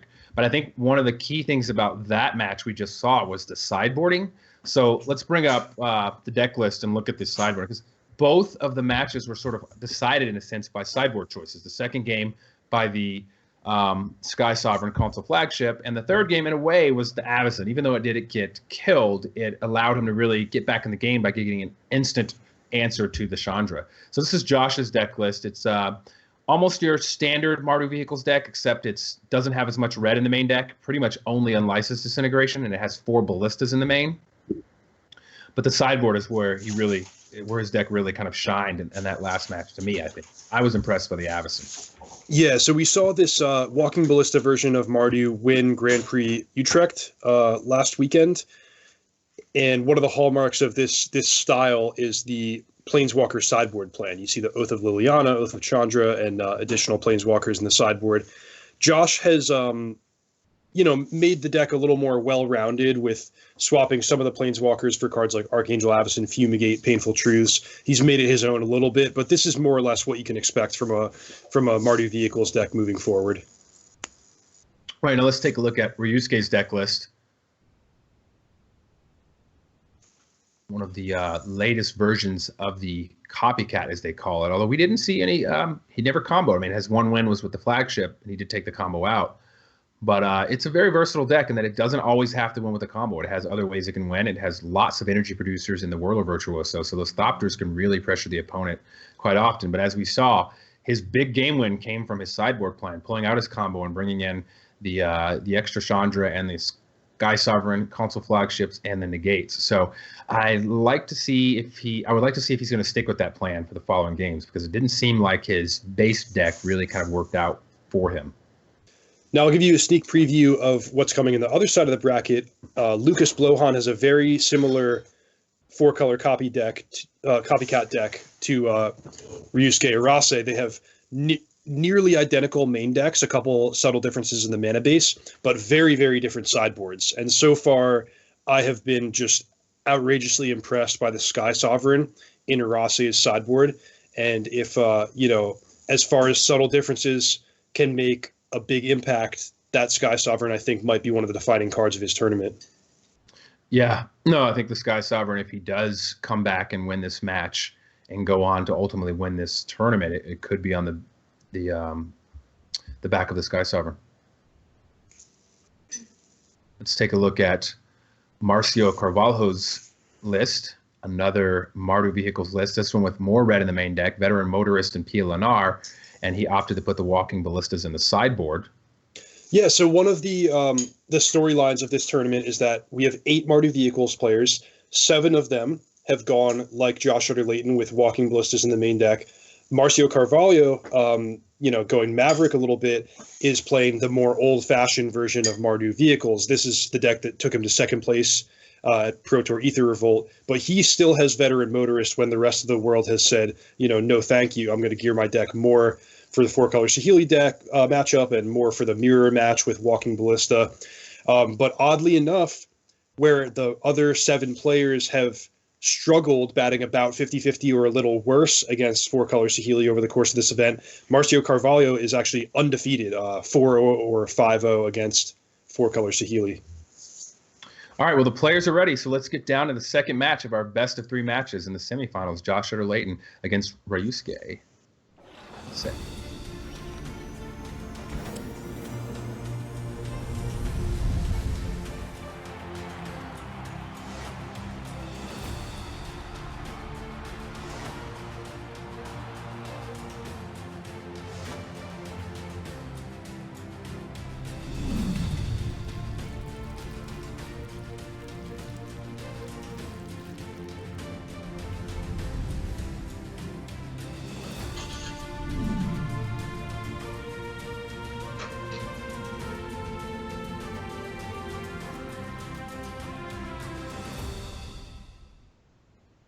Okay, we're back for the second match, the 4th game overall of this marathon between Josh Utter-Leyton with Mardu Vehicles and Ryosuke Urase with 4-color Saheeli.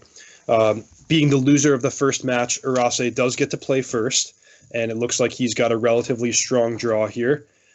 Josh Utter-Leyton is down to 6 cards with a pretty speculative hand. We know that Fatal Push is not one of the best cards in the matchup. He tends to board them out after sideboard.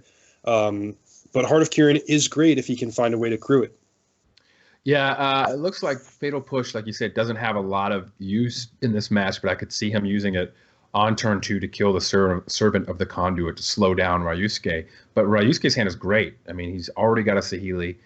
He's got a backup Servant and a Harness Lightning if he needs it to take out any kind of large creatures with a second one now. Wow, look at Josh not play Thraben Inspector on turn 1 in anticipation of using Fatal Push on Servant of the Conduit. Incredible play. Yeah, but he could have just done it on his turn, right? He could have played the Thraben Inspector on turn 1 and just untapped, and I guess he wants to play his Heart of Kiran, but then I guess it ends up netting him more damage on the 3rd turn because then he'll be able to play a creature assuming he can find 3-powered attack. I personally feel with no way to have Crew 3 in sight at the time, I might just develop my board and get the token, get the clue, and cast the Fatal Push on turn 2. Yeah, I'm with you. I would have just played Thraben Inspector just because you don't know whether Urase has a turn 2 Servant of the Conduit. Actually, unless he revealed it off Oath of Nissa, that would change the equation a little bit. But, given an unknown board state, I would sort of just play my cards in the obvious way. I missed what card had been revealed with Oath of Nissa. That might change things. Right, that does change things, and he doesn't want to fall off curve if that's the case, because then he would have to Fatal Push now, and he wouldn't be able to play the Heart of Kiran, and he would have to play it on turn 3. So yeah, he possibly saw that off the Oath of Nissa and didn't want to get off curve. Would you play Walking Ballista, or would you pass with the intent to crack your clue? I think with the draw of this Anemic, I might just crack the clue because he's just looking for something to crew that Heart of Kiran. Yeah, even if he does brick, he can play Walking Ballista for 2 next turn, which does give him 3 power. So I think all things considered, this is a better way of playing your cards. Absolutely.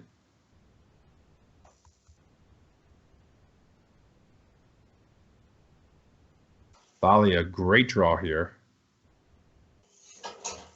Yeah, that's just what he wants. A potent creature that can crew Heart of Kiran, give him a little bit of insurance against the combo. We know that Urase is waiting with Harnessed Lightning, but I guess he'll have to choose whether he wants to kill the Heart of Kiran or the Thalia with the first copy of Harnessed Lightning.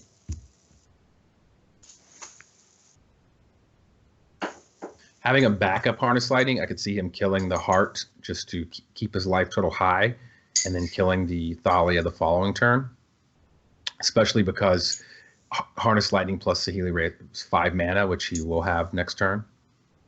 So he can play as Saheeli if he chooses to.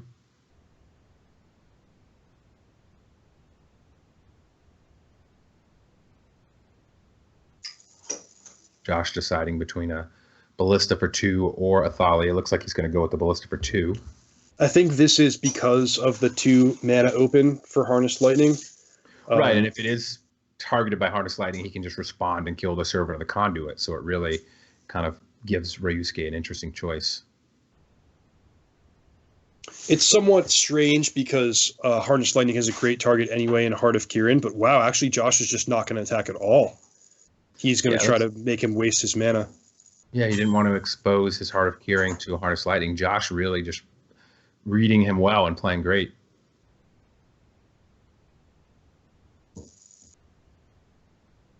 And I think by pausing here at this end of turn step, he's really telegraphing that he does have a Harness Lightning in his hand. You're right. It would be great to see him do this on turns where he has actually no play. Just give it a little pause there.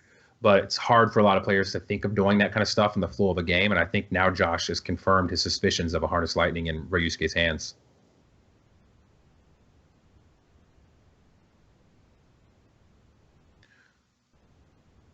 So he found a Felidar Guardian. He has all the pieces to win the game, including 2 Harness Lightnings to deal with things that could pressure his combo. So I think we're going to see him set up some end-of-turn plays next turn to use Harness Lightning to potentially kill a Walking Ballista and the Thalia if it does come down this turn. And then untap the following turn and go for the win with the Saheeli Rai and the Felidar Guardian. Oath of Nissa presenting him the choice of a Whirler Virtuoso, a Tamiyo Field Researcher, and I can't see the third card, but I believe it's a land based on a little trim of the card I see.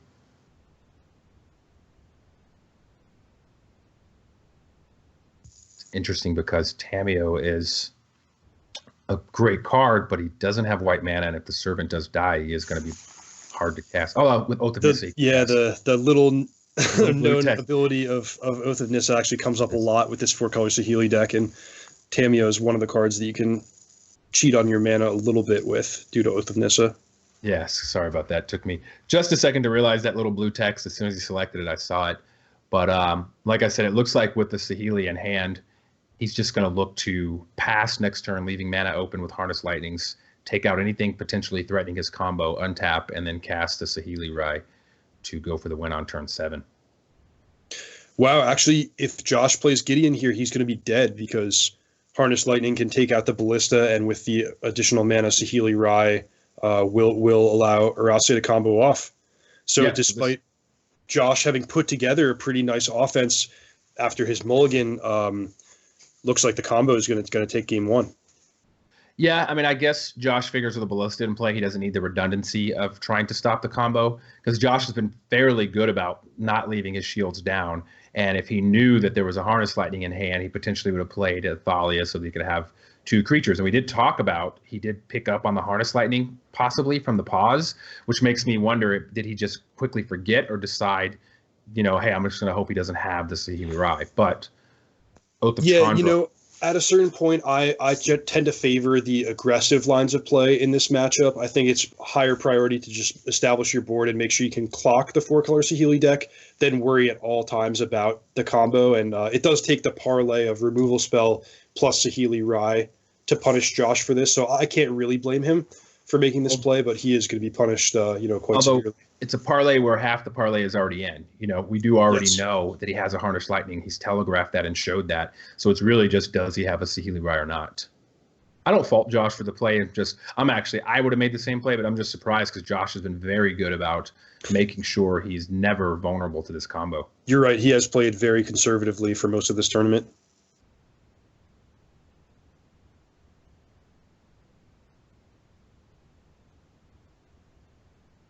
That's it. Game 1. So just when I talked about how he hadn't seen the combo win for him, the combo shows up and wins for him. And now we've got to see, is he going to take it out? He's got to decide, hey, I got to win with the combo. Do I want to go back to my Sky Sovereign plan, which worked out great for him one game, or does he want to keep his combo in? So he had employed different strategies on the play and the draw in the last match, and his draw configuration had involved leaving 5 combo pieces of the 8 in. I'm not sure if, again, this is more of a predetermined strategy or if he's intentionally trying to mix things up. Looks like there's 5 copies in right now. And last time he, I think, pretty quickly took out 3 of his 4 Chandra Torch of Defiance, but after seeing how potent Archangel Avison is, he is reconsidering what he wants that 60th card to be, and he's strongly considering a second copy of Chandra. It looks like Josh just sideboarded the same as he did the last game we watched him sideboarded. Anguished Unmaking, Oath of Chandra, Painful Truce, and Avison. And all 4 Fatal Pushes are out. out of the deck. So on the draw, Ryosuke doesn't like the negates. Like you talked about, it is nice to have them on the play so that he can counter any potential Heart of Kiran's in addition to Planeswalkers later in the game.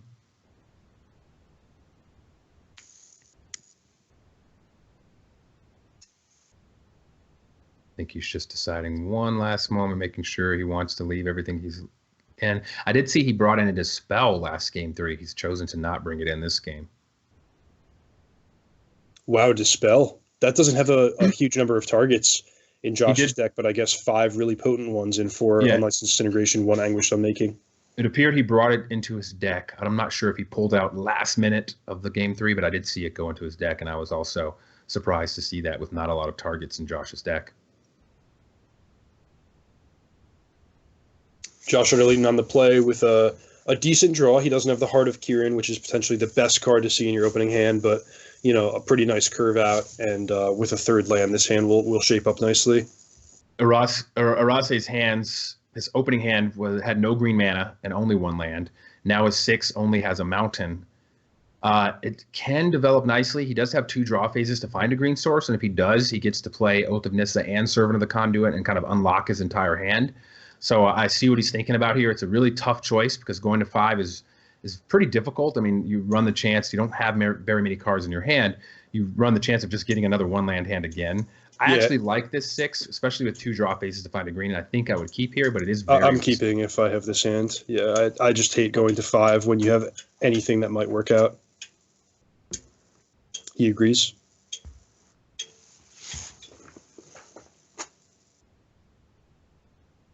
Ether Hub, fantastic draw here.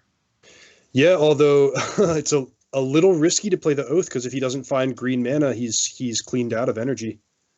Yeah, but there's quite a bit of green mana in this deck, and he did find Botanical Sanctum, which is going to allow him to play Servant of the Conduit, and then the rest of his cards can easily be played with the mana he's found. Yeah, he's rolling now, and you can see the ability of this 4-color Saheeli deck to operate on low resources and draw out of these mulligans because Rogue Refiner just, it pretty much allows you to have a play every turn while still keeping your hand full. Yeah, Rogue Refiner, a fantastic card here. It's going to give him some energy, get him a presence on the board, and just replace itself right away. I mean, it's just an incredible card. He actually has 2 of them. It's interesting because, he can stop the pressure by blocking a Scrap Heap Scrounger, and I've found these vehicles decks actually don't have a lot of creatures in the graveyard to be able to bring back the Scroungers at will. Now, this is a crucial moment in the game. If Josh, I think, had not hit a 3rd land here and had to take a turn off, it was going to just be fantastic for Urase. But here he gets to play Thalia, which, given that Urase's main defense is based on creatures, is going to really help Josh continue unloading damage.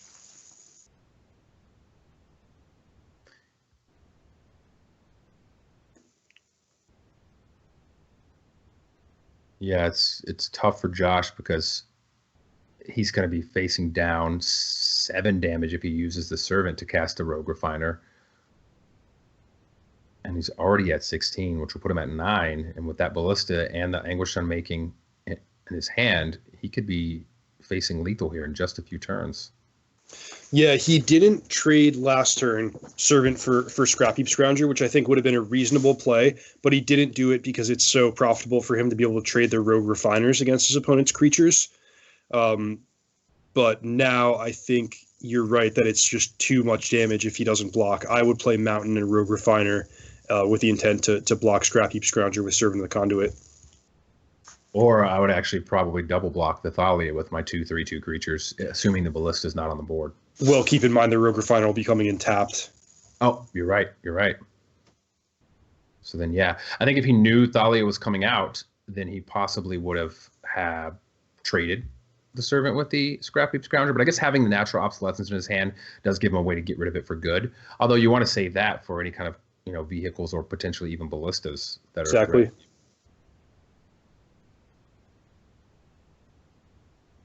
He elected to just play his land and Natural Obsolescence to Scrounger now.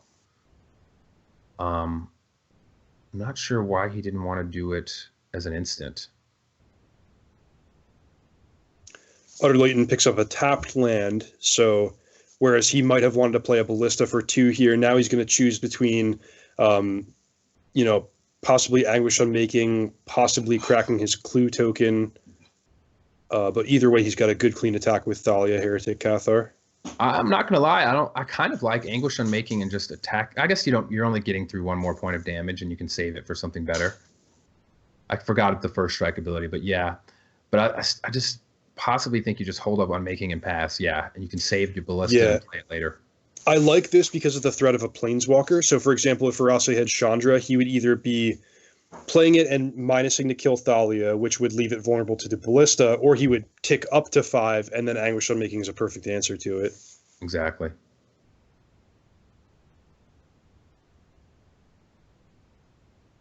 Yeah, I like the way Josh has played this game so far.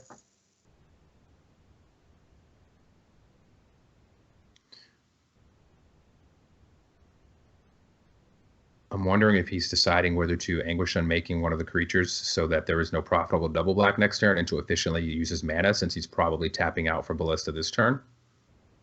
Or is he deciding whether he... And then if he draws a land in the next 2 turns, he's going to want to play Avison the turn after that. So I think he's thinking this Unmaking might get just stuck in my hand for a few turns, so I potentially want to use it now to remove... That's a concern. I think based on the way Josh has played some of these previous games, he's going to not use it. I would like cracking a Clue here, just because the Ballista and the Avison can so easily handle the creatures that are on the board, that I'd rather save the Unmaking for something more potent later. Agree. I was just presenting some of the things he could be thinking about. Because if he's not going to do that, then it's obvious just crack the Clue. So I think that's what he was just kind of deciding. Do I want to potentially cast this right now? Yeah, one risk about cracking the Clue is it leaves him with no artifacts, just the Ballista in hand. And he could... There could be a way this game plays out where he becomes choked on black mana. No longer a big concern since he's drawn Concealed Courtyard. Exactly. If I'm Urase, I would just, I would block the Thraben Inspector. Josh is telegraphing a Walking Ballista, but it's not even that bad for you if you make him use a counter off of it. Yeah, I think this is a situation where both players are probably happy with this exchange. Sure.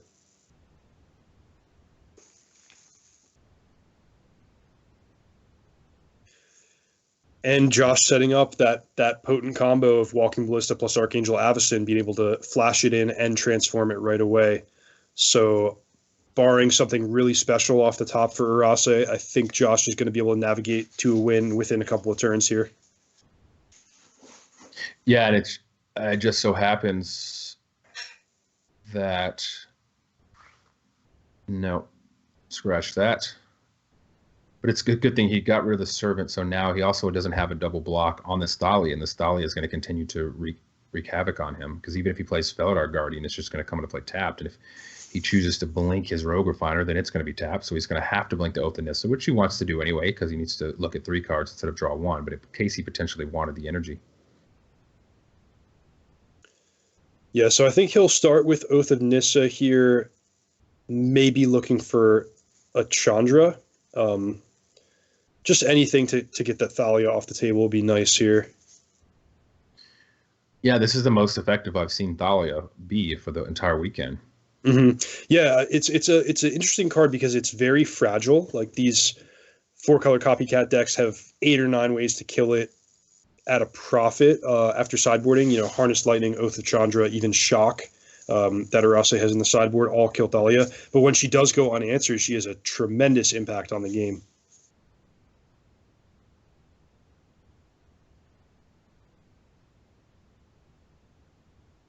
Yeah, Thalia is a great card. It's even showing up in Vintage, I believe, in some Legacy kind of white weenie decks. It's a really powerful card, and it's incredible because the original Thalia was great, and it's hard to think on how they could improve or give you a different version that's just as good, and they succeeded.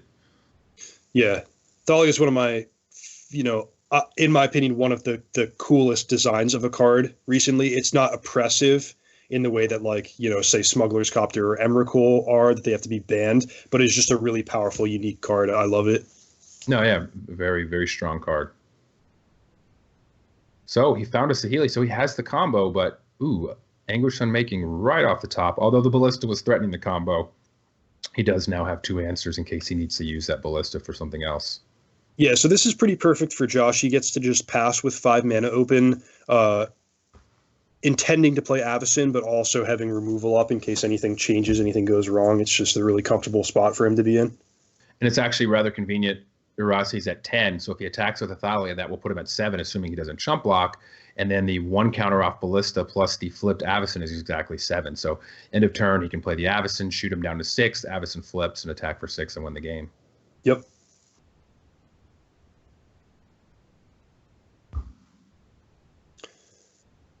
So this actually changes that entire play, because if he casts, he's choosing not to. If he played Natural Obsolescence now, then Josh would have to use the Anguish Unmaking to stop the combo from killing him, which would then delay a turn, the Avison play I just mentioned. Yeah, the Thalia actually changes the equation a bit. Josh has 2 sources of permanent base disruption for the combo. So it's going to take an extra turn of setup for Urase to be able to do it. And I think it's an extra turn that he's not going to wind up having due to the Avison.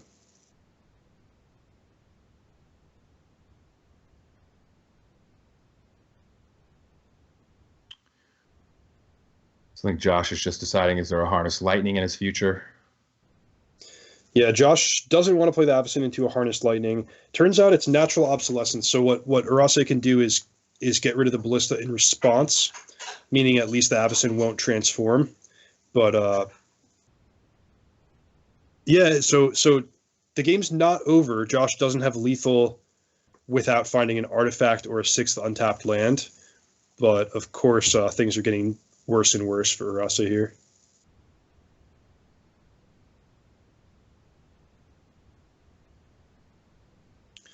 Josh decides even if Avison gets killed, the situation is still good enough for him that it's a good spot to use his mana.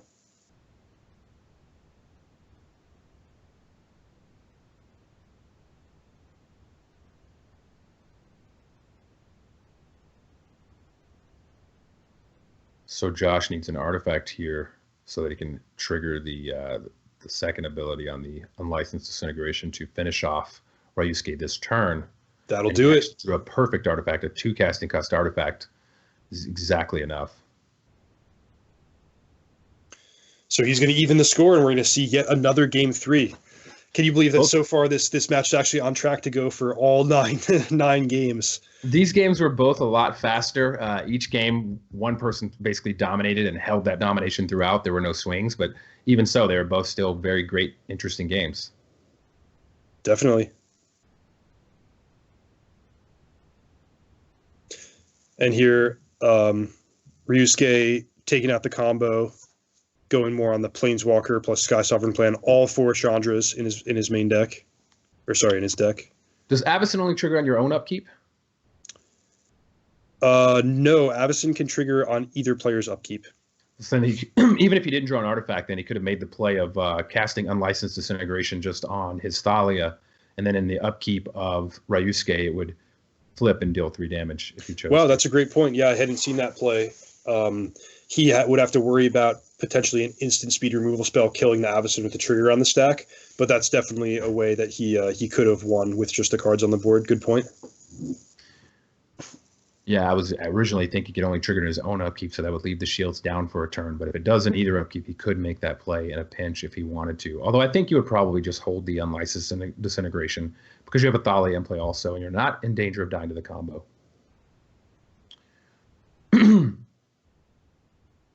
Urase with a slow sort of control-ish draw, doesn't have much card selection. No Oath of Nissas this game. This is great for him, though, because Utter-Leyton's going to play an artifact here, and Urase can cast Natural Obsolescence before combat, which is going to really reduce the potency of Toolcraft Exemplar, take a bit of the pressure off, and then by the time Exemplar becomes a 3/2, Urase will have some ground creatures to trade with it. Yeah, this worked out excellent for Ryosuke.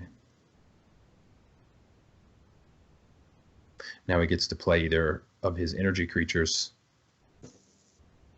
Probably Rogue would Finder now. Just go ahead and develop the board and get another card in your hand to further plan out your future turns. Wow, Thalia, nice pickup here. This time Urase has the right answer in Harness Lightning.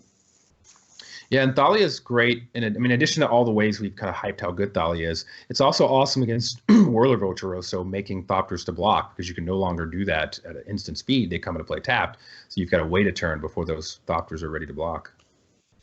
I don't like this attack from Josh. I think this is a pretty bad trade for him, given that his hand has few creatures and lots of removal. I think his best bet would be to try to set up and clear the way for the creatures over the course of a few turns. I don't think there's really much profit in trading with Rogue Refiner. I guess Josh is just valuing those unlicensed disintegrations so much more than a Rogue Refiner, and deciding he's never going to want to use it on a Rogue Refiner is kind of maybe the choice he's making. So if that's the case, then he'd rather go ahead and just get that off the board so his other creatures can come through. Although there's a lot to be said about potentially getting up to 3 artifacts the Toolcraft Exemplar has for strike later in the game. Yep.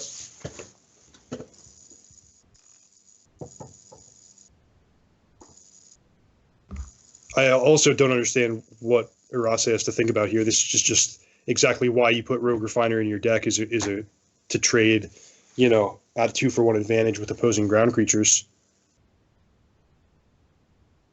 Yeah, it seems to me if I'm Urase, it's an easy trade. I mean, I don't really have a lot of value for this Rogue Refiner other than doing this exact thing here.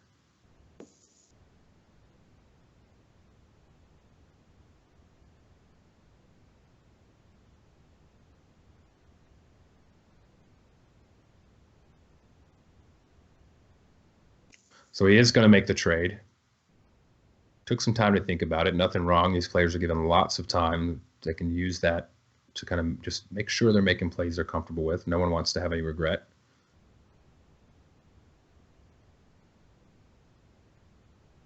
Now he's got a choice. I don't think it's too much of a choice. He could play the Servant and leave up Harness Lightning, which would actually work out perfect because Thalia is going to come down. He can Harness Lightning at the end of the turn. But he's just going to go ahead and play the Whirl of Rocheroso, get it on the board, and be ready for next turn. Yeah, I think Josh has a pretty straightforward turn here in attacking and then playing post-combat Thalia. I also like Urase not blocking here based on the information he has available. It's no need to trade with the Scrounger that's just going to come back in a turn or two. Exactly.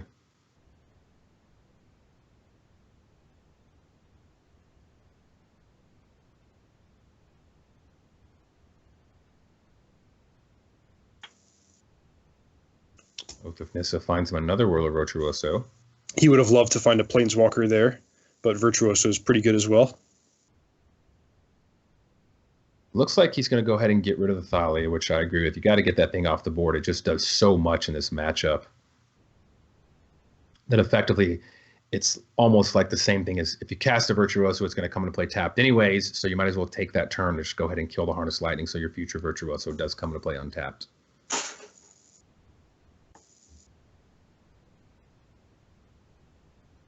Fourth mana for Josh. He's finally able to deploy that Ballista for 2.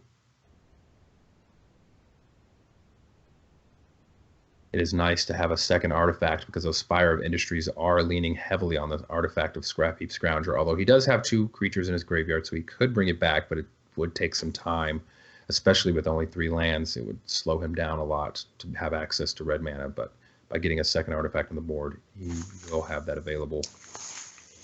We might see eventually Josh Utter-Leyton transition into sort of a burn type game plan here, because in the face of a Whirler Virtuoso and 6 more energy, he's not going to be able to attack with creatures that many more times in this game. But with 2 unlicensed disintegrations and a Walking Ballista, he can piece together, a lot of damage over the course of a few turns. Wow, very aggressive attack from Ryosuke, but I guess he's decided these creatures aren't blocking, and if they aren't blocking, they might as well go ahead and attack. And he does have a follow-up Virtuoso, which is also going to bring a Thopter with it, too, if he chooses so.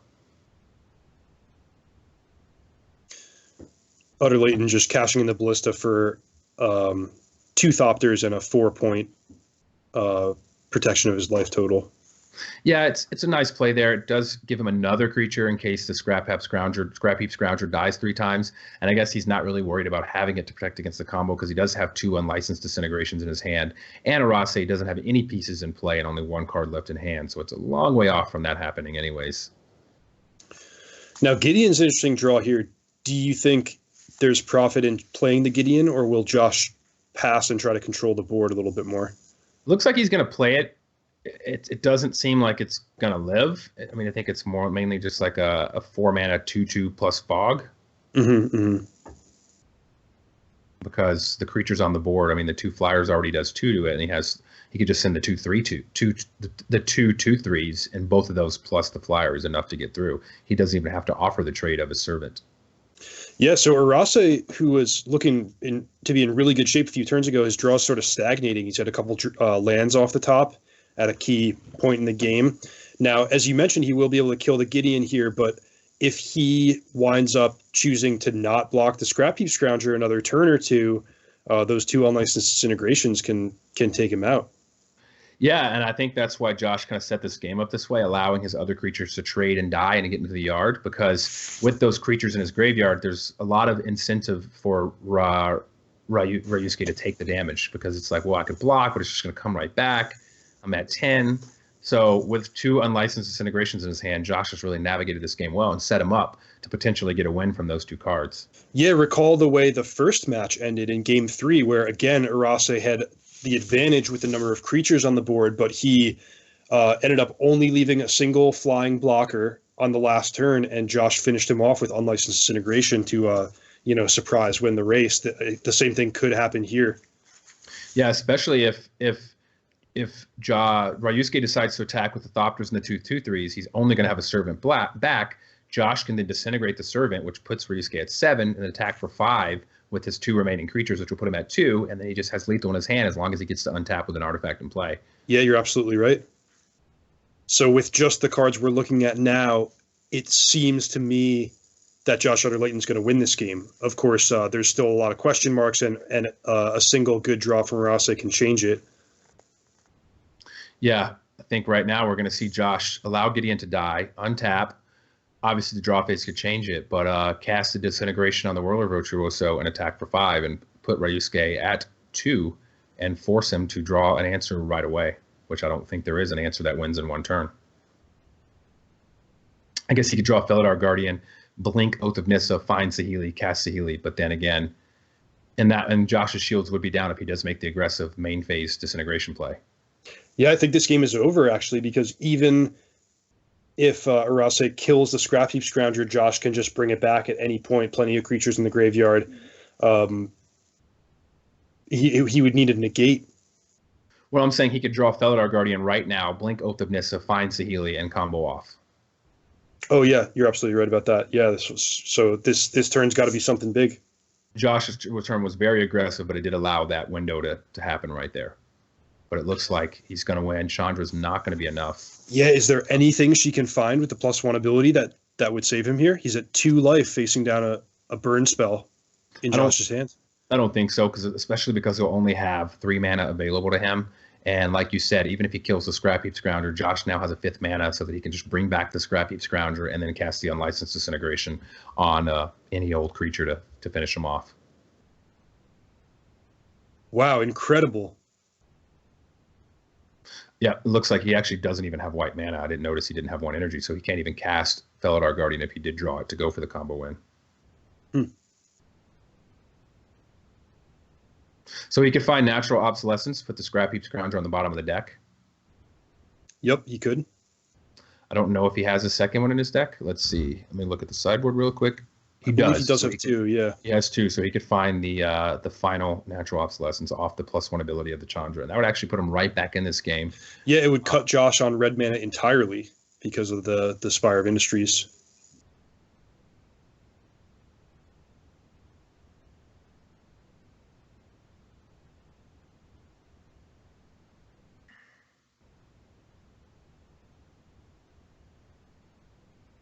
Here we go. Oh, Sky Sovereign good, but not good enough. He doesn't not have good enough. Wow.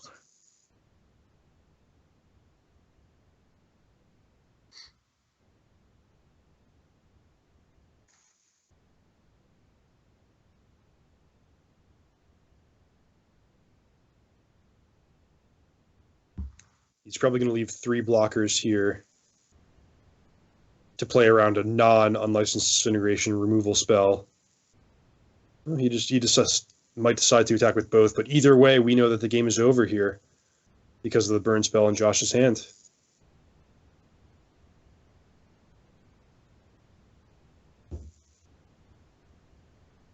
And that's going to do it. Josh is going to win this game and take the second match and move on to the finals.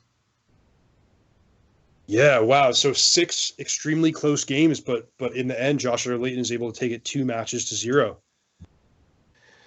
Oh, wow. It's incredible. The first match was a lot more nerve-wracking and drawn out, than those games, but it was still 3 very good games. The player that kind of got the opening jump in all 3 games ended up winning those games there now. But if that's indicative of how the next matches are going to go, I'm excited for the rest of this bracket in the playoffs.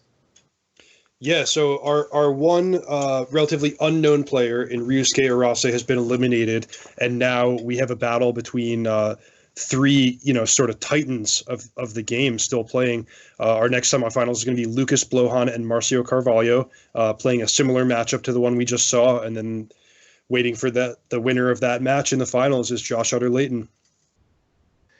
Well, Reed, it was fun. That's my time. I'm done here. I'm going to go back into spectator mode. I believe you're still on for the next match, you and Marshall? Yep, I'll be covering the other half of the semifinals, but it's great having you, Dave. Thanks for everything. Yeah, no, and hopefully I can be playing next year. Yeah. All right, we're going to take a quick break, and we'll get set up and get back to you with some more Magic.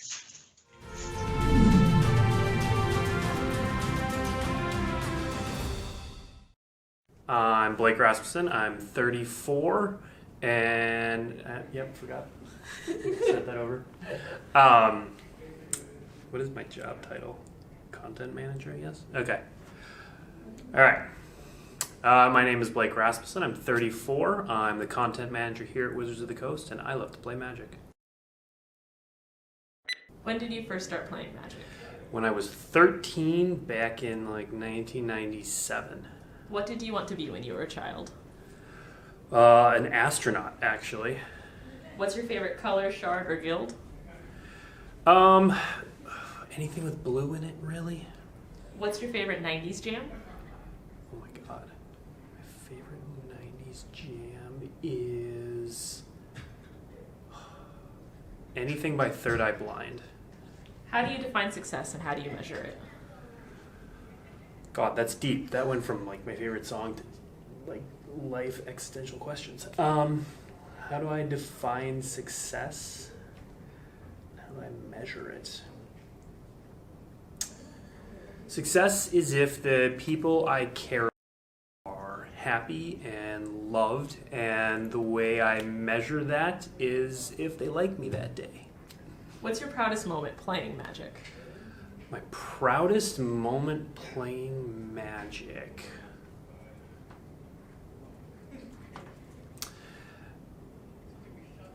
I can probably think of others, but I Grand Prix Philadelphia some years back. It was a limited Grand Prix, and it was the one that the hurricane hit. So after the Grand Prix, a bunch of us were stuck in the same hotel. We were all working. And I remember at one point we did a 3v3 draft, and it was 3 coverage people versus 3 pros. And I remember, I know for a fact, I know Eric Froelich was in that draft. I know Marshall Sutcliffe was in that draft. I forget who our third was on the coverage side. And I know that Shuhei Nakamura was on the other team. And I remember that because he had literally just won the Grand Prix in that format. And I remember walking away really happy because my team lost. We definitely lost. But I went 3-0 in the draft, including beating Shuhei just hours after he had won his Grand Prix. So that was really cool.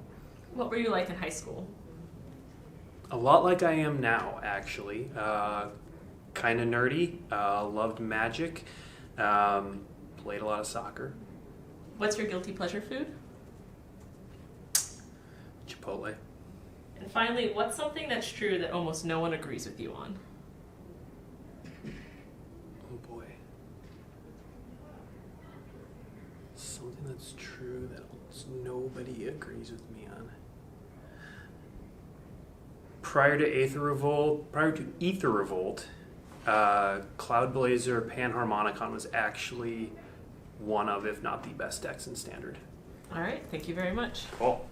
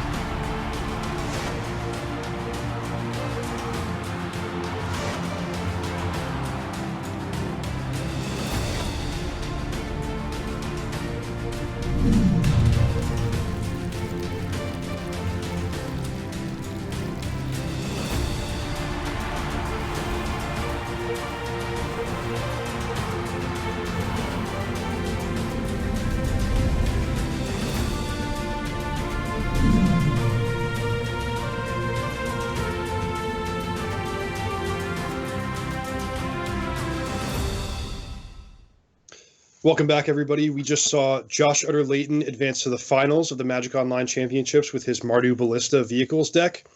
I'm Reed Duke, joined by Patrick Sullivan. How you doing, Patrick? Doing well. Like many viewers at home, I'm sure just enjoying that match that you and Dave Williams just called. What a great set of Magic that was. Yeah, it was an awesome one, and hopefully we have two more great contests like that coming for the rest of the day. Before we get to the other half of the semifinals, we have a winner's interview with Josh Utter-Leyton, so we're going to throw you down to that.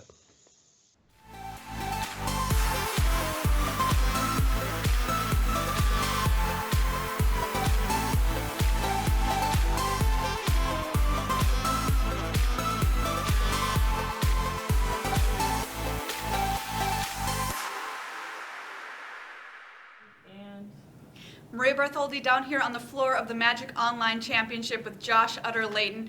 Josh, congrats on winning. I normally would say that match, but those matches. How are you feeling right now? Great. Though a little unfortunate because I'm going to miss my flight now. Well... Work's going to get really sick of me missing my flight and being late on Monday. Well, that's awesome. I mean, you've secured your spot in the finals. How are you feeling going into playing that final match? I think the next match is definitely going to be tougher. Regardless of who wins, Lucas's sideboard is a lot better in the matchup with Release the Gremlins. So it's definitely going to be tougher competition. Not sure who I would rather face in the finals. It's really interesting too because it seems to me that those were very interesting and complicated matches. Yeah, those were some super close games. And a lot of people assume that playing a deck which is, kind of seen as traditionally aggro or whatever, Mardu Vehicles, is an easier deck to play, but that did not seem to be what it was like, at least sitting for my spot. Yeah, that was definitely not true in these games. I think that's not true of Vehicles in general. It just has a lot going on. And aggressive decks in general. Like, most aggressive decks have a lot more play than people give them credit for anyway. And talk a little bit about the sideboarding decisions you had to make specifically against 4-color Saheeli. I had very few sideboarding decisions. My sideboard is not well constructed for the matchup, so I don't have much to bring in. And I have 4 Fatal Pushes that I don't want in my deck. So I took out the Fatal Pushes for the 3 cards that I actually want in the matchup, and then I have like 1 slot left, and I was just having a Painful Truths on the play and the Fatal Push on the draw. Fatal Push is better on the draw since there's a lot. You are often going to have a turn 1, nothing to do. You can leave up Fatal Push their Servant, which can kind of swing things back in your direction on the draw. Whereas on the play, I figured I'd have enough time to cast a Painful Truths effectively. And it's kind of interesting to me as well how you approach the game because you know how to play specifically against this deck that you're playing against. Do you go at it from the aggressive angle more, or do you go at the angle from protecting against the combo? It's way more about Planeswalkers than it is about the combo. Mm-hmm. My deck is just naturally set up to be pretty good against the combo, between Thalias, Walking Ballistas that they have to kill before they can combo, and just spot removal to break it up. But generally, if somebody can stick a Planeswalker and protect it, they're going to win the game. A lot of people wanted me to ask you a very trolly question, which was you've come off a win at GP Vancouver, and they wanted me to ask you what changed because you weren't qualified for a pro tour. And the reason that's very trolly is because you've consistently been putting in effort and all these sorts of things. And Magic is just a game of variance. But I mean, how does it feel to have that be your new reality? Yeah. The troll answer I gave on Twitter was that I have a lot of momentum coming off of winning the sealed league in my office. Yeah. Oh, the sealed league in your Yeah. office? Okay, well that's pretty good.